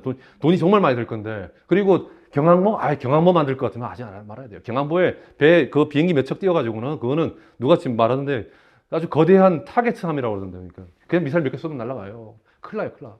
그래서 한다면은 본격적으로 해야 되고, 안 하려면 하지 말고. 근데 그런 문제 때문에 그리고 항공모함, 물론 여러 가지 생각해 보면은, 항공모함, 그 위험한 그 배에다가 수십 조를 태워가지고 미사일 한 방에 날아가 격침해보면 얼마나 이게 손해예요. 근데 다른 건 또 생각해보면, 요즘 한국의 땅값 많이 들 때는 그런 생각 됐어요. 활주로, 육상에 활주로 만드는 땅값이 비쌀지도 모르겠다. 그럴 바에는 배를 띄우는 것도 나쁘지도 않겠다는 생각도 갑자기 들더라고요. 지방 소멸이 나쁜 게 아니에요. 그 부동산 가격 많이 뜰 때는 또 오히려 이게 더 싸게 먹힐 수도 있겠다는 생각이 들어요. 여러분들, 그 크루즈 배 있죠? 그 고급 크루즈. 그게 왜 좋은지 알아요? 크루즈가 쌉니다. 왜냐? 땅은 비싸기 때문에, 땅에다가 롯데호텔을 만들면 돈이 비싸기 때문에 객실 하나가 굉장히 비싸요. 근데 아까 그랬죠? 바다는 무료예요. 그 무료, 사실은 우리 건물도, 여러분들 부동산 좀 이제 한 5년 지나면서 부동산 기식을 많이 가졌을 텐데, 부동산에서 가장 비싼 건 땅값이에요. 건물 짓는 거는 싸요. 예. 땅이 비싼 거예요, 땅이. 마찬가지로 호텔의 객실의 가격이 많은 거는 땅값이에요. 명동 땅값이지. 그렇다면은 예컨대 부산은 앞바다에 크루즈 만들어가지고 객실 만들잖아요. 얼마 싸겠어요. 그러니까 크루즈는 사실은 굉장히 싸게, 화려하면서도 싸게 다닐 수 있는 방식이에요. 예. 움직이는 호텔이에요. 땅을 무료로 사용하는 호텔이라고 생각하시면 돼요. 마찬가지로 그렇게 생각한다면은, 그럼 항공모함도 무료인데, 땅이 무료인데, 그것도 나쁘지 않겠다는 생각은 가끔은 들고 있어요. 승종이 또 너무 많이 들어. 저는 그냥 원칙적인 이야기만 할게요. 뭐냐면은, 저는 북한이 지금 핵무기를 갖다 예전보다 더 많이 가지고 몇십 개 가져도 별로 별 차이가 없는 게, 북한은 이제 핵무기 버릴 때가 좀 되긴 됐다고 생각해요. 저는 개인적으로는. 예. 자, 북한이 핵을 가지게 되는 굉장히, 우리가 어떤 그 미로를 들어갈 때, 자기가 들어온 길을 잘 기억해가지고 하면은 거꾸로 나가면 되는 거잖아요. 북한이 핵을 가지게 된 가장 큰 이유 중에 하나가 뭔가면은, 자기를 갖다 재래식 군비를 갖다가 도와줬던 중국하고 러시아가 무너져 버렸잖아요, 소련이. 그러면 가질 수 있는 거는 소련하고 러시아하고 중국은 친미국가가 다 돼가고 있는데 완전 자기 외톨이가 됐거든요. 예, 그러면은 우리가 이런 국제정치나 정치하게 보면 내셔널 초이스라는 게 있잖아요. 함재 선택이라는 게 있어요. 인간은 함재 선택을 한다고요. 그렇다면은 북한이라고 했을 때 방법은 제가 봤을 때는 제일 싼 무기가 핵무기예요. 재래식 무기는 돈이 많이 들어요. 그건 경제력이 받쳐줘야 돼요. 근데 얼마 안 되는 쌈짓돈 다 모아가지고 만들 수 있는 게 핵무기라고요. 그러니까 그런 거 봤을 때 북한은 그렇게밖에 안 됐다는 생각이 들고, 근데 거꾸로 이제 미중이 대립하기 시작하잖아요. 중국이 더 이상 미국의 그게 아니잖아요. 그렇다면은 저는 지금 이제는 북한이 조금 더 안심할 수 있는 게 뭔가면은 중국이 뒤에서 이제 그래 나는 너희 북한이 미국이라는 거대한 제국과 중국이라는 거대한 제국이 직접 마주치는 걸 우리는 꺼리기 때문에 완충지대로서 역할을 해주길 바란다. 라고 해서 완충지대에서 북한을 갖다가 나는 킵하려고 하는 의욕이 강할 거라고 생각하는 거예요. 누가요? 중국이. 예. 아, 오케이. 예. 그건 예전부터 있어. 예전부터 그랬고. 중앙치 아니고. 예, 예는. 근데 한때 그게 흔들렸었는데, 네. 예, 90년대 이럴 때 미국하고 워낙 가까우니까. 근데 이제는 다시 두 개가 대립을 하니까 분명히 그 버퍼존, 완충지대를 만들려고 할 것이다. 그래서 북한은 이제는 완충지대로서 살아남으면 될 것이다. 좀 그래서 제가 가끔 잘 하는 건가면 북한은, 이건 제 그냥 개인 이야기인데, 이게 너무 전문적인 이야기인데, 저는 이렇게 해요. 우리 민족이라서 꼭 같은 나라가 될 필요는 없어요. 예컨대 독일 민족이, 독일 있죠, 리히텐슈타인 있죠, 리히텐슈타인 아닌가? 리히텐슈타인 맞아요. 그 다음에 오스트리아 있죠, 그 다음에 스위스 있죠. 4개 국가가 행복하게 잘 살아요. 서로. 민족도 마찬가지고. 예, 장가도 가고 뭐 이렇게 서로 다 살아요. 그러니까 중국도 옛날에 몇 개 헤어졌다 다시 또 합쳐지고 그런다. 때가 되면 합쳐질 거예요. 근데 우리가 오스트리아처럼 서로 교류하고 뭐 고등학교 나온 친구가 저기 평양에 가서 공부하고 또 유학 오기도 하고 이렇게 그렇게 교류하는 나라를 만들면 되는 거예요. 그래서 제 생각에는 한반도에서 대한민국이 독일역을 맡고 그다음에 완충지대가 저기 남유럽하고 중부 유럽하고 완충지대가 스위스잖아요. 그러면 북한이 스위스역을 맡는 거예요. 그래서 북한을 갖다가 일종의 중립에 가까울 정도의 스위스 완충지대 만들어가지고 중 안 되면 저는 이런 생각도 해요. 뭔가면은 지금 세계 UN 헤드쿼터, UN 본부가 2군데 정도 몇 군데 있어요. 근데 큰 본부가 2개 있어요. 하나가 뉴욕에 하나 있고, 그다음 또 하나 있는 게 저기 제네바에 있어요. 동아시아에 헤드쿼터였다가 평양에 못 만드냐 이거예요. 중립국가 비슷하게 만들어가지고 말하자면은 그런 식으로 유도를 살살 해야 되는데 문제는 뭐냐면은 이게 문제예요. 경제 성장을 해야지 재래식 군비가 그러니까 방어적 재래식 군비라도 갖춰가지고 조금 안심을 할 수 있어요. 무기가 좀 있어야지 안심이 될 거 아니에요. 총이라도 가져야 될 거 아니에요. 근데 물론 저는 그렇게 해요. 뭐냐면 남한이고 북한이고 군축은 안 돼요. 군축은 하면 안 됩니다. 군축은 위험할 수 있어요. 군축하면 총을 내리다 보면 무서워요. 상대방이 먼저 쏠 수가 있으니까. 군축이 아니고 군비 통제라는 게 있어요. 군비 통제는 뭐냐면은 무기는 가지는데 칼보다는 방패를 서로 가지지 않으면 되는 거예요. 무기를 갖다가 방어형 무기 중심으로 가지게 되면 서로 안심을 하게 돼 있어요. 그러니까 근데 방어형 무기조차도 북한은 방어형 무기 간단해요. 탱크는 공격형 무기고 탱크를 잡는 대전차 미사일은 방어형 무기예요. 방어형 무기는 이 대전차 미사일은 사람을 죽이지도 못해요. 탱크는 사람을 죽이고 뭐 공격해 들어오면 이거는 반드시 방어형이에요. 그러니까 그래서 가급적 한국이랑 북한이 방어형으로 무기를 갖다가 만들면서 하면은 서로 안심을 해나갈 것이다. 근데 그걸 할 때 이게 문제예요. 미국이나 이런 사람들 같은 경우는 핵을 버리면 경제 성장 시켜주겠다고 하잖아요. 근데 경제 성장 해야지 나는 재래식 군비를 가져가지고 핵을 버릴 마음이 생기는데 요게 어려워요. 예. 북한 입장에서는 나는 경제 성장부터 먼저 시켜달라는 거예요. 그래서 그거 가지고 재래식 군비를 가지고 되면은 제블린이라도 갖추고 있으면은 내가 안심하고 핵무기를 버리겠다는 얘기고, 미국 같은 경우는 핵을 버리면 도와주겠다는 식의, 그게 특히 뭐 볼튼 같은 경우는 그게 가능했던 것 같은데, 그 점에서 지금 약간의 이야기가 요 사이에서 해법을 좀 찾아야 돼요, 우리가. 저는 이 해법만 찾아야 된다면은, 그게 내 생각에는 조금 조심하면 되는 것 같아요. 저는 예전에 그 하노이 회담할 때도 제가 김정은 옆에 있었으면 김정은이는 이쪽에 이렇게 말했을 것 같아요. 그 대통령이, 트럼프 대통령이 가오가 생겨야 될 거 아니에요. 이게 돌아갈 때 협상에서 뭐 정치가는 그런 게 있다고요. 그러면은 저 같으면 딱 이럴 것 같아요. 제가 핵무기 하나 반납하겠습니다. 역사상 그런 경우 없어요. 만드는 핵무기를 갖다가 반납하는 경우가 별로 없어요. 할 테니까 대신 경제 제재를 조금만 풀어주십시오. 서로 조금씩 하면 되는 거예요. 조금씩.